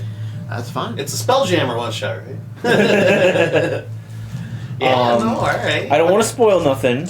Well, paint us a picture for chat to. Just a little. Do we even know what game? Or... It'll be a similar game. It'll be a D20 based game. No, that's fine. It maybe involves pizza God, yeah. and some I think I some reptiles of a certain type. So we're gonna have a reptile Maybe dysfunction. maybe four of them. Maybe four of some them. friends. Ooh. Alright. You know, like a bit of a pizza party. You know what I mean? Alright. So we're gonna be eating pizza and playing with some snakes. Alright. Excellent. Playing with some snakes. Pizza snakes. Pizza It's a role playing game. Yeah. Brock will be sure to miss that one. Oh man, awesome. Alright, yeah. I'm way down. Alright. I got nothing planned for that, of course, so. I'm not Oh, sure yeah. I know much about that universe. Oh, you don't got to. Yeah. We'll watch 3 episodes beforehand or something. That's all you need to know. Yeah, just, you know, the Pizza Snakes cartoon we all grew up with. Pizza snakes, yeah. Adolescent pizza snakes. Adolescent Pizza Snakes. Awesome. Well, alright. Oh, Oracle's throwing out a pizza slice out there. Awesome. Are we going to get pizza to bring for that? I mean, I would appreciate it. It is the birthday of the DM. But yeah. Well, thank you. Yeah, this is a very tense. I'm racking Yeah, my brain the yeah. whole time. Like, what do I say? What do I say? He's going for a button. I was trying to find a good time to ask him about the Morphosaurs, but this all seemed way more important. So. Well, you're an experiment to him. Right, So. that's what I'm like. He keeps saying creations, and I'm like, Awesome. All right, man. Well, thank you, John. This is fun as always. We got to explore the jungles in a broken down city and find an awesome Atlantean city, pretty much here. The Site B of the Site B. Vidalcan ancient city, the Yeah. old technology. Heck yeah. Maybe painting some pictures here for the overall storyline. Yeah. Getting some Well, it is a background. Major, it is our next major blip. I mean, 3 out of 5 here. So, Oracle says John deserves birthday pizza. Yeah, we'll have to set something up. But yeah, we'll talk. We'll get this all set up. Sweet. All right. Well, that being said, we'll be back for a one shot in a couple of weeks. Probably next Wednesday. I'm gonna do my Spyro thing, and yeah, we'll see you next time. I guess I got nothing else really to say. My brain is still in deconstruction mode. Like, what do we do here? Hold on. glad I got keep it there for a Yes, while. I'm gonna Keep it my there gears for a turning. while. I'm sure me and Andy will discuss it at work. oh yeah, lunch. for sure. But all right, well, thank you everybody for joining us tonight. We'll see you, if not in a couple of weeks, next Wednesday for the regular show.